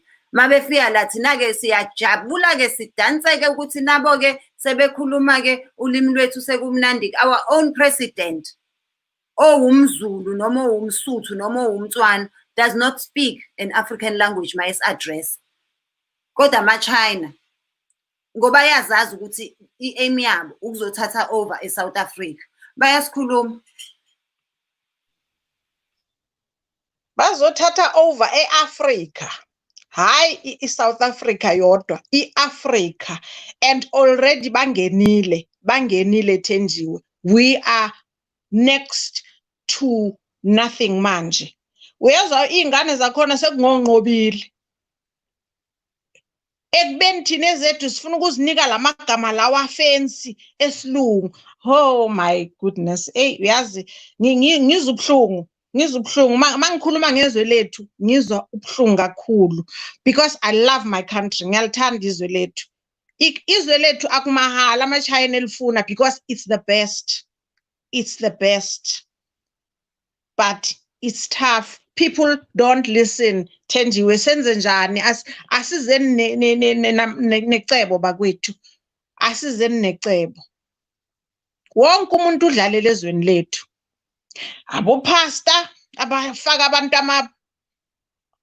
ama-cucumber emlonyeni babathela amadum abantu they just flock to those people why bengazenzi zonke lezi zinto emazweni abo they don't do that they don't why befanele bazozenza kithi and even if sekhona abantu abakhipha ama-testimonial about what is exactly happening kulamasonto people are still following those churches bangakubulala futhi abomama siwes thina abomama siwes angifuni uqamba amanga siwes uyazi abomama abaningi they threaten their husbands nge-divorce ukuthi ngizokulahla uma ungazinikele esontweni upastor kufanele ayothengela imoto upastor kufanele athengelwe impahla ezintsha and professional women they are worse bafaka abobaba mina mangikhula bengazi ukuthi umfundisi akezi kwakuzo ukuvakashela ekhaya uzokwenzana umfundisi ekhaya uyazi ubaba bethu bebestrict njani kuqala bekungekho umfundisi uzawusukela kathi ngizonithandaza uzosithandazela yana ngoba esontweni kukhona angisizo esontweni manje abobaba sekuyiba bathithibele bagijima emva kwenye indoda umfana omncane uzogibela phezulu kwabo kufuneka angahambi phansi anyathele phezulu kwamanye amadoda befaka amasudu oh my word oh goodness me this is killing me guys iyangibulala lento iyangibulala uyazi I don't know ukuthi ngayenzani ukuthi kushintshe I don't know but I'm glad there are people like you we share platforms maybe one day sizoyithola i-solution maybe let's keep our fingers crossed ukuthi ngelinye ilanga sithola umphumela maybe one day Thenjiwe will be the leaders eSouth Africa ezizokhuluma isiZulu eParliament maybe I've got that hope yebo Phakamani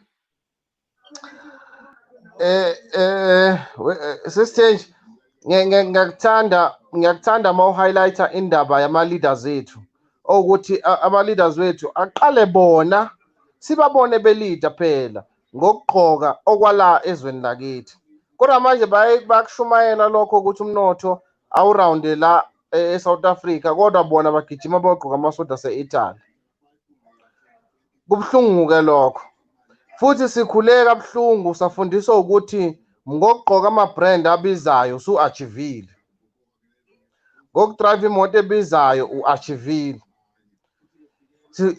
sikhuleka buhlungu ngokufunda lokho ngoba manje ukuthi sihlakaniphile noma ukuthi singcono sikumeja ngezinto noma ngemali esispendayo masiyothenga yabona lama video ekade wadlala angikhumbuza isisho esithi sibanjwa kwezodlayo kunesaka noma isisho esisho njalo esithi sibanjwa kwezodlayo ukuze uwina abantu funda lento yabo ukuze amachina ezothatha iSouth Africa kumele sazi isiZulu ukuze ezothi emefike emsinga ethi emenkwintiza esiZulu ngendlela azoshaya ngakhona thiwa hayi nawo umhlaba akhala usudade wethu kodwa mina manje enduneni noma manje enkosini ngiyocela umhlaba ngiyanqatshelwa anginikezwa mina yo uyabona uthinte indaba yemedia mina-ke ingihlukumeze kakhulu indaba yemedia ngoba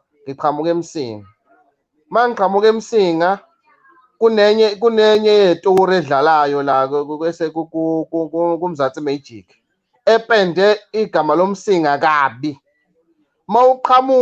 mawuqhamuka uthi uqhamuka emsinga either uzobuka njengomuntu othakathayo noma uzobuka njengomuntu ophatha isibhamu esikhulu ayikho into ebuhlungu njengaleyo waqala nje wa-introduce kubantu wasufaka igama lomsinga hawu kuvele kuthiwa hamba usikhombisa indawo yokuthi uyazi ebhubesini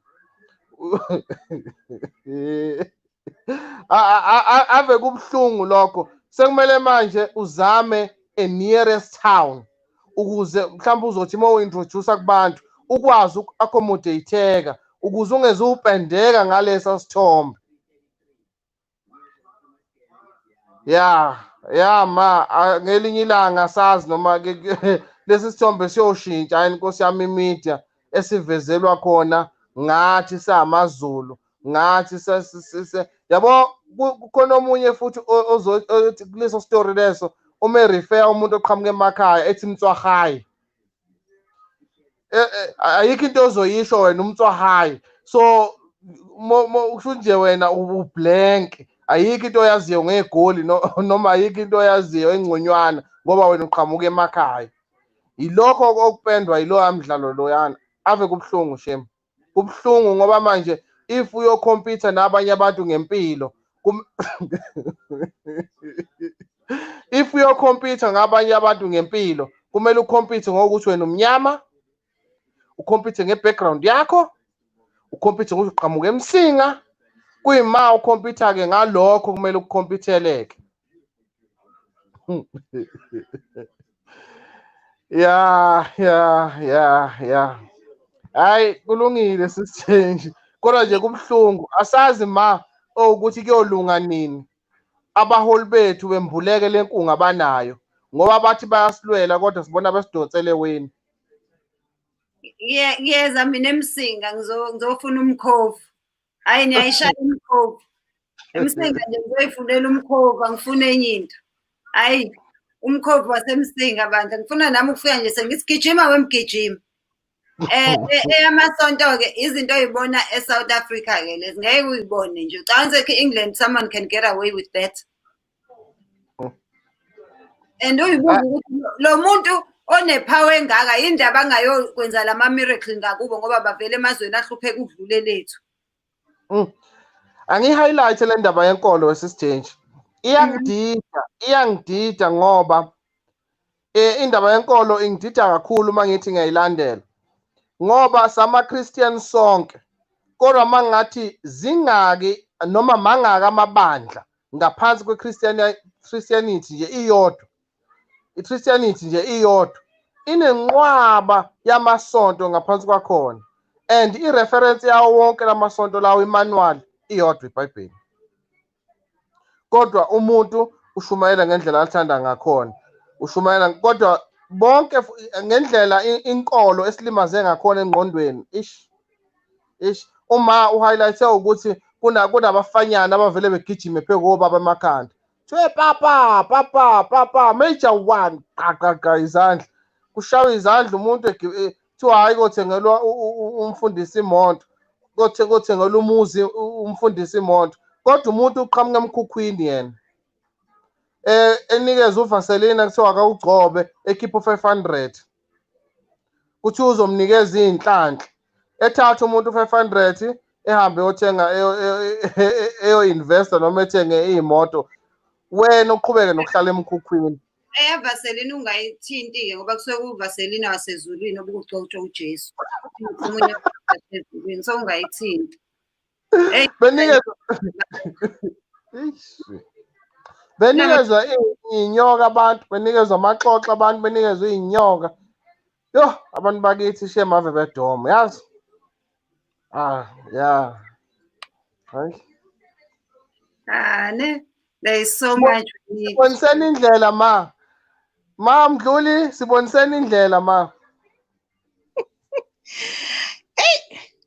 uyazi kunzima mawuwedwa ngoba like besikhuluma ukuthi mawuthi ubonisa abantu into bayakuphikisa ubesho nje uThenjiwe ukuthi wathebe ene-debate ngendaba zabo Timbaland eze babonisa amavidiyo abangani bakhe bamtshela ukuthi ayikho leyo nto. Ngizokwenzela example ngenye into ke yenzeka there was usisi owavakashela la evakashele umunye umzala wakhe ohlala la so uma emvakashele uqale e-Italy so ethi uyokwenza i-shopping njengoba sishophela ethi yokwenza i-shopping mayibuya ke kumayeza waza ngapha e-UK kuma esesixoxela ke ethi uthe engene kwenye ishop e-Italy ye-leather this shop assistant wathi kuye ubuyaphi wamtshela wathi ngibuye South Africa wathi so uzokwenzani wathi hayi ngizokwenza i-shopping athi umntaliana wathi kuye hayibo uzokwenza i-shopping e-Italy i-South Africa has got the best things, the best leather, the best, there's a lot of good things in South Africa. Why do you waste your money coming over here? Yes, I was really shocked. I was really shocked. Kuthi thina sibelieve izinto zangaphandle asizifune zethu. Ngizokwenzela example njengoba ngisebenza esibhedlela. Ngisase South Africa, we had udokotela who was the best guy in an obstetrician. Besimbiza ubaba, baba uMtawu. Ubaba kasekho ngeshwa washona. So ubaba usufuna ukulala yini phakamani? Thina kusesemini phela lakithi. So ubaba so ngale influx yokuza kwama Nigerian nani nana bodokotela. Hey uyazi ngeke ukhole mangithi ubaba uMtawu bekungasekho nesi emnakayo yase South Africa. Mayengena sekuthiwa hey kuthunyelwa thina abantu abaqala ukutrainer maybe senza i-midwifery kuthiwa hey ake nihambe niyombona uyadina kodwa makungena i-Nigerian bagxume kangaka hey doctor can we help you uyazi ngisho ngithi hawu bantu labantu laba udokotela lo kade sisebenza naye all of a sudden no akasasi umuntu abantu sekuyilaba aba fake and most of them they were bogus doctors, they were not real doctors, but because uza nalesilungu sakhe esixakile ephethe briefcase kuthathwa yena kuthiwa uyu dokotela ongcono. I've worked with them a lot and most of them bebe fake, bebe bogus, they were not real doctors. Yiyo lento engisho ukuthi thina nje izinto zangaphandle izinto esizifunayo kudlula ezethu asinabo ukuzigqaja ngezinto zethu asizigqaji thina. We don't believe in our own things. Sifuna lezi zangaphandle. Uyazi namanje nginokubona mangekhaya I mean la you get izinto ezi very cheap so you buy it. I mean hayi ngoba kuukuthi ngithi ngifuna wonke umuntu kodwa uma ufika ekhaya uyazi ekhaya noma ungapha umuntu into ithenge kwajet as long as ibuya kuwe ngoba ubuye e-UK uzohamba etshela abantu ukuthi le yase-UK. I don't know why senza njalo. Hey uyazi i-apartheid islimazile kakhulu iyenze i-damage enkulu ezingqondweni zethu and yenze ukuthi singazithandi. We don't love ourselves. Asizithandi inhlobo. Mina emsebenzini banokungibuza yabona nginama locks manje. By the way, they are called locks, not dreadlocks. Ngoba abelungu ba decide ukuthi bawabiza ama dreadlocks because they wanted to paint them as dreadful. That is why they called them dreadlocks. They are not dreadlocks. They are called locks. So I've got locks. Emsebenzini thola bengibuza belungu ukuthi hey wena why inwele zakho zinje ngithi it's because ngingumuntu. Why kufanele ngifake enye into ekhanda lami? uNkulunkulu ungidale ngaba nalezi nwele. I don't need ezinye izinwele. So they don't understand because uthola ukuthi my colleague ebuye eZimbabwe eNigeria ifake iwig exakile njani njani. Ngoba naku ufuna ukufana nabo. Ngithi no. Omunye wangibuza ukuthi wena unalo na igama lesilungu. Ngathi wena unalo igama lesizulu. Ngambuza ngathi wena unalo igama lesizulu. Wangangiphenduli, wangasangikhulumisa nginamsebenzi naye angizange uzothandwa ukuye ngizosebenza mina. That's all. You know, sorry ngikuphazamise kancane. Yabo le yamagama we have to insist on it. Mina igama lami is very easy to pronounce, Thenjiwe, easy. But bazol pronounce indlela yabo and in short vele people call me Tay. Kodwa mungibiza until ubumngani wami then you can call me uTay, ubani. But mengi-introduce kuwena umuntu ongibuza ukuthi Thenjiwe what? Nami ngimispronounce lakho uthi to John ngithi Qon.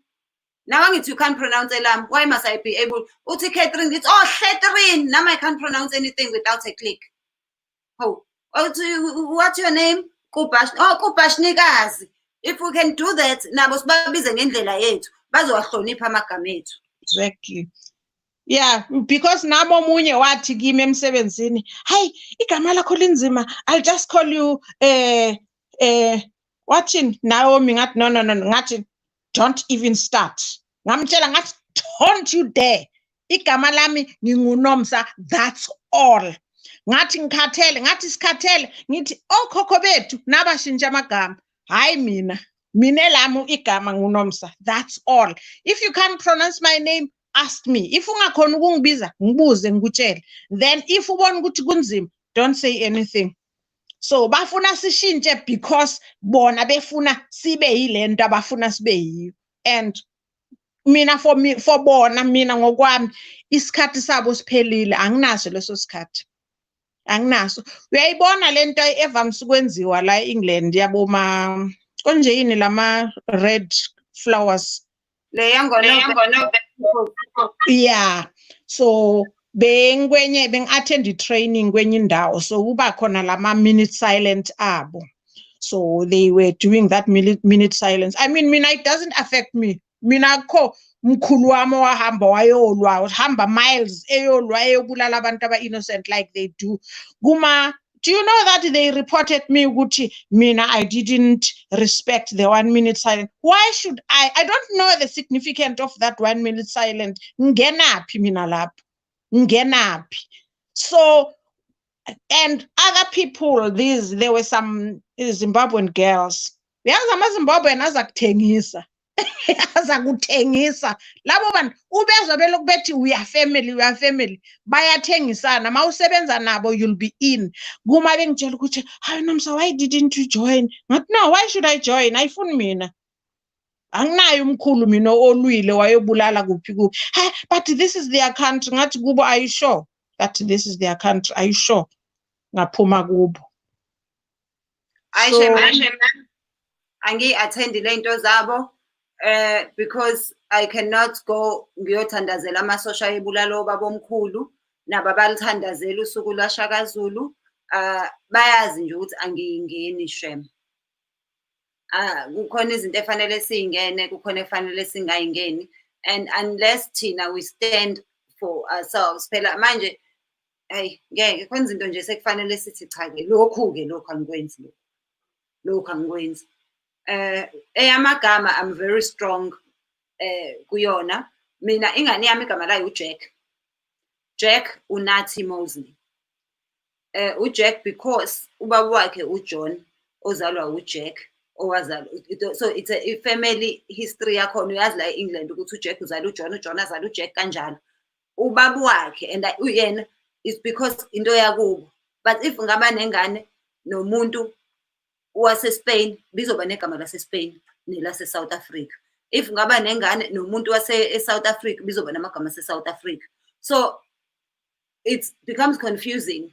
And I made it clear, I can't remember which video, when we were talking about can you marry white or sleep with whites and then go that still talk black and be pro-black. And that's a discussion that we need to have on its own. And me, personally, I do believe ukuthi there are other people who are like me. Number one, it's also part of ukulimazwa apartheid lento yethu yokushada belungu. Because the system told us ukuthi into enomlungu in a future bright. Into enomlungu ucabanga ukuthi unenhlanhla. And also, let's not forget Stockholm syndrome. And those are the things that we need to go through as a country. We need to discuss, we need to talk about. It makes me embarrassing. Mawuhamba nomlungu, ungafika nomlungu o homeless or osebenze e-pound shop or stock ama-shelf e-pound shop. Uthi, this is my husband or this is my boyfriend. Everyone will think how lucky you are. Oh my God. Uzokuthanda. Abazi noma uphuma izolo ejele wayebulala unkosikazi wakhe. But just because he's a white man, they automatically think ukuthi ususothandweni. Abazi noma uhlala kuma-council estate, which is an equivalent of RDPs ekhaya. But they automatically, and you see so many people behamba namadoda engathi client yakhe, because we automatically think ukuthi umlungu into engcono. Mangafika nodokotela wase-Cameroon or wase-Zimbabwe, people will question. My own black people will question. Mangifika nomlungu at a funeral, even umfundisi uzozwa esethandaza into engekho esethi Jesus I forgive you. Uthi wa forgive uJesu lo uzama isingisi because nginomlungu only to find ukuthi Polish elingasazi nalo isingisi. So we need to talk about these things. So 1000 la khona umlungu oyedwa. Hayi sesiyokhuluma isingisi sesingekho Jesus kwasha sisho into engekho. Kodwa only to find out ukuthi lo mlungu engihamba naye is Polish.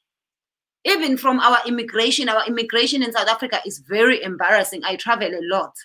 Abelungu, and I travel with different people. I travel with Abelungu, I travel with black people. And unfortunately, usually Abelungu is traveler now, whether friends or partners or whatever. They're just average people. But abantu abamnyama who manage to travel the same way are people who are qualified in professions and they're doing well. Kodwa mangabe ungena umlungu abambuza lutho. Welcome home sir. Uthi usumile lapho ulindile awubangena bonke abelungu bami. Usulinda abantu. Uthola the blacks are the lawyers and doctors, but our own black people in South Africa ku immigration bazoba scrutinizela indaba kaJehova. And umuntu uyababuza bakutshela indaba zokuthi hayi we can't trust these people from other African countries. Give me UK, but you can trust abelungu who stole countries. People who stole countries, you trust them over people who might steal your shoes.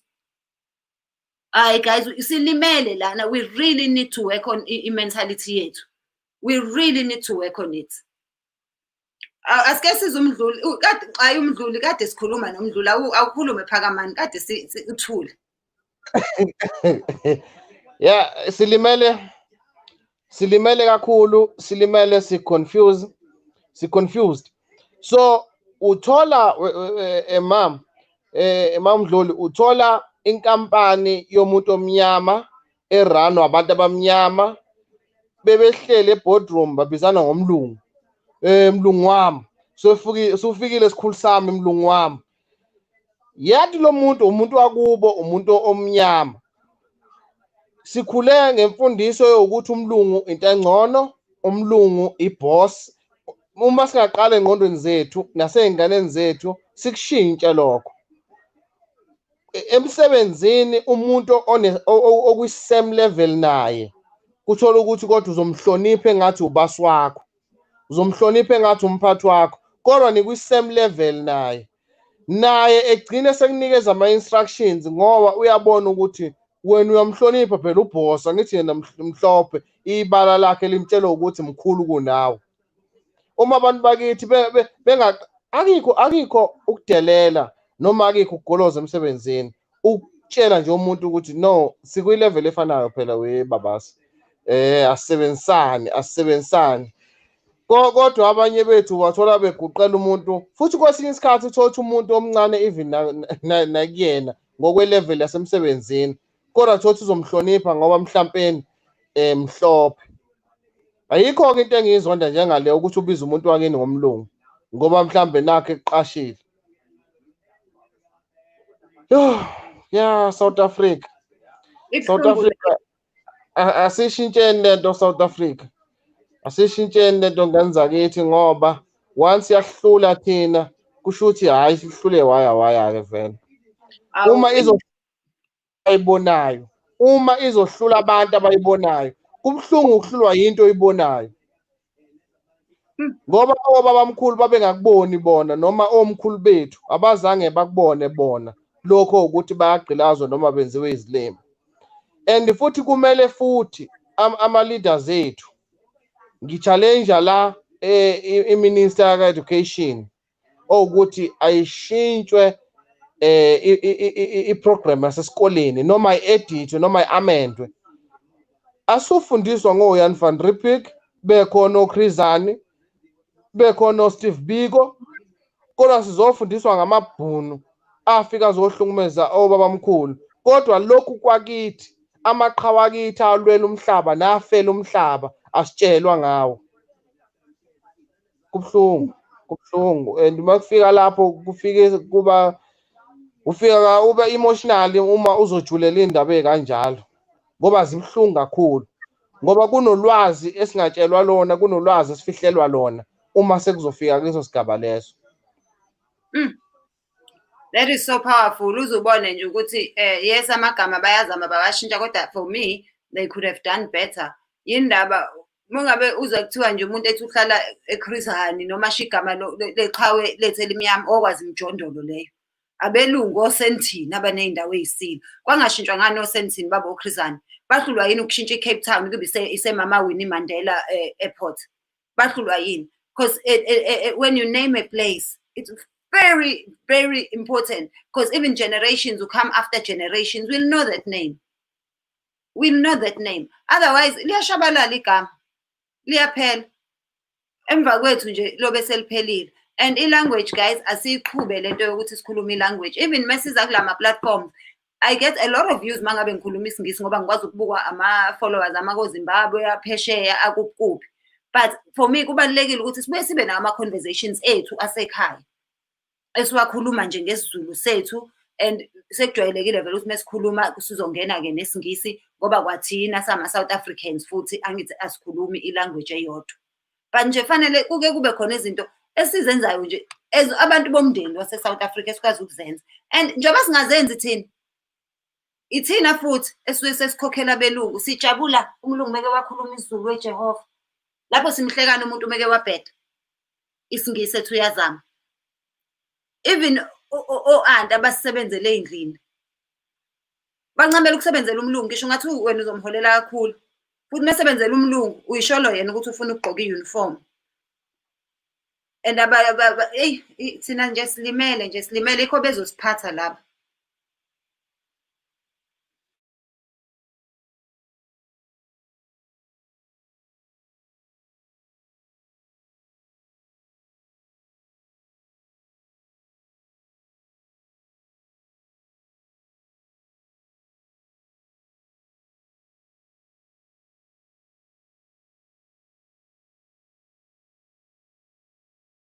Sho bafethu, yazi abangani bami hleze bengibuza ukuthi KLM, yindaba ungasifaki isiphandla?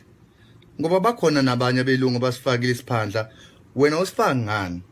And yazi hleze ngibatshela ukuthi bafethu isiphandla sifakwa uma uzowenza into yesintu. Njengommemulo, imbeleko, umthombiso, umshado, nokuthwasa.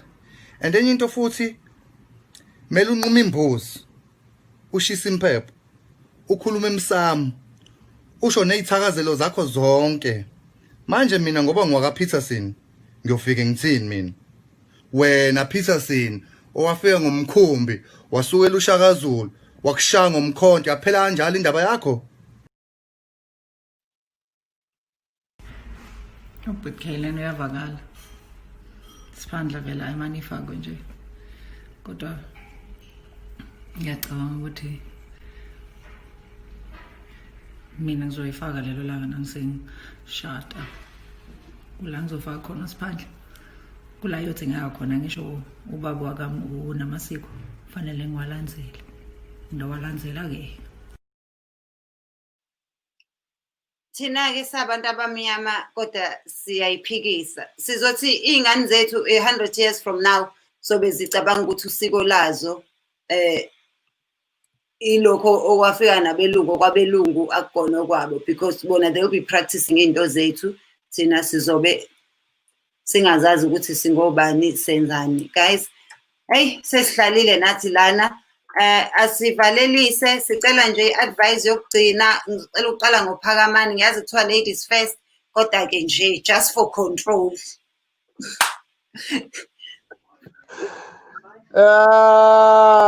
Sisithenji, ngizobonga ithuba iplatform yokubalela ipage lakho sisi. Ngibonge ma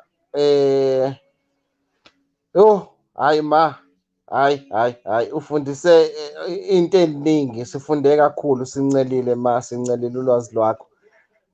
Kubafowethu abasilalele nabasibukayo, bafowethu sabantu. Umuntu ngabantu. Asikufakeni lokho emakhanda, sikusebenzise futhi. Siziqhenye futhi ngokuba abantu. Siziqhenye ngemvelaphi yethu, asilahli.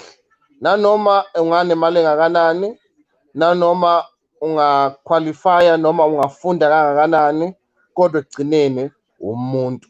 and ubuntu busifundise thina ukuthi umuntu ngabantu. Ngiyabonga. Mina ngeshwela kutsotsi wathi uyangithanda kade udlala ngami udlala ngami Tsotsi undawo. Yabona inkulumo yakho bideserve ukuphelezelwa ingoma. Yebo sisiza uthini lapho? Hayi Thenjiwe nawe Phakamani, ngithanda ukunibonga kakhulu kule nkulumo esiye sayihlanganisa la. Ngiyabonga ukuzwa ukuthi nifunde lukhulu kimi. Isikhathi ukuthi asisavumi kusese kuningi nje esingaxoxa, kusese kuningi engingakukhuluma. Kodwa nje ngithanda ukuthi ngicela ukuvalelisa ngaleli ngegama elilodwa nje ukuthi Thenjiwe nginipha i-homework nobabili nabanye abalaleli. Ngicela nihambe niyofunda ngoGandhi ukuthi next time we should discuss about uGandhi because people are celebrating uGandhi obengazange athanda umuntu omnyama. Ngiyabonga, ngiyawabonga nalama platform. Ngibongile ukuthi namhlanje ngize ngakhona ukungena nami ngikhulume. Good night guys.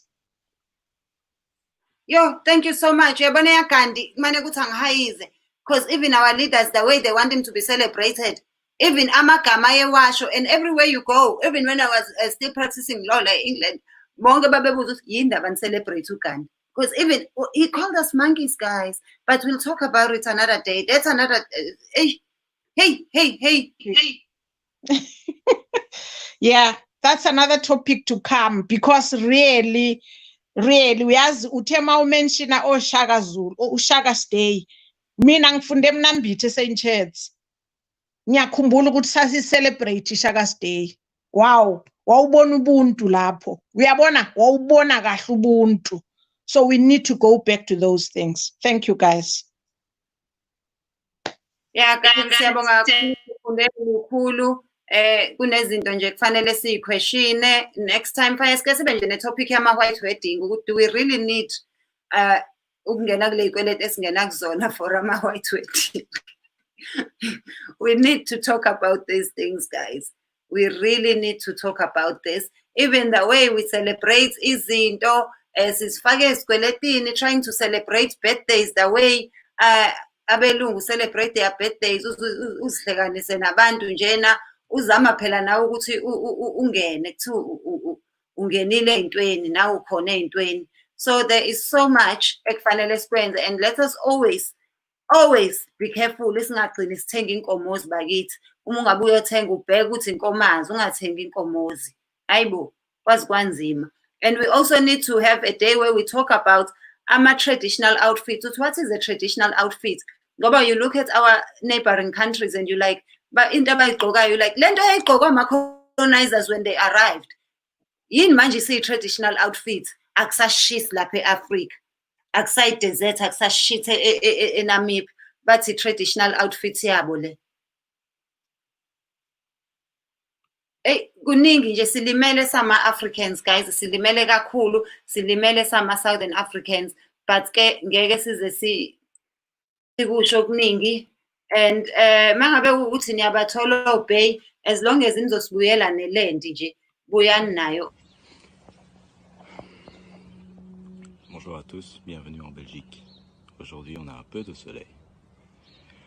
On va profiter de la journée. Juste à deux.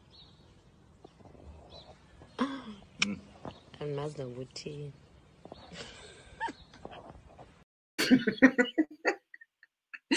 Thank you guys, I love you. See you tomorrow at 7. Good night. Subscribe to my YouTube channel for more videos. Subscription is free.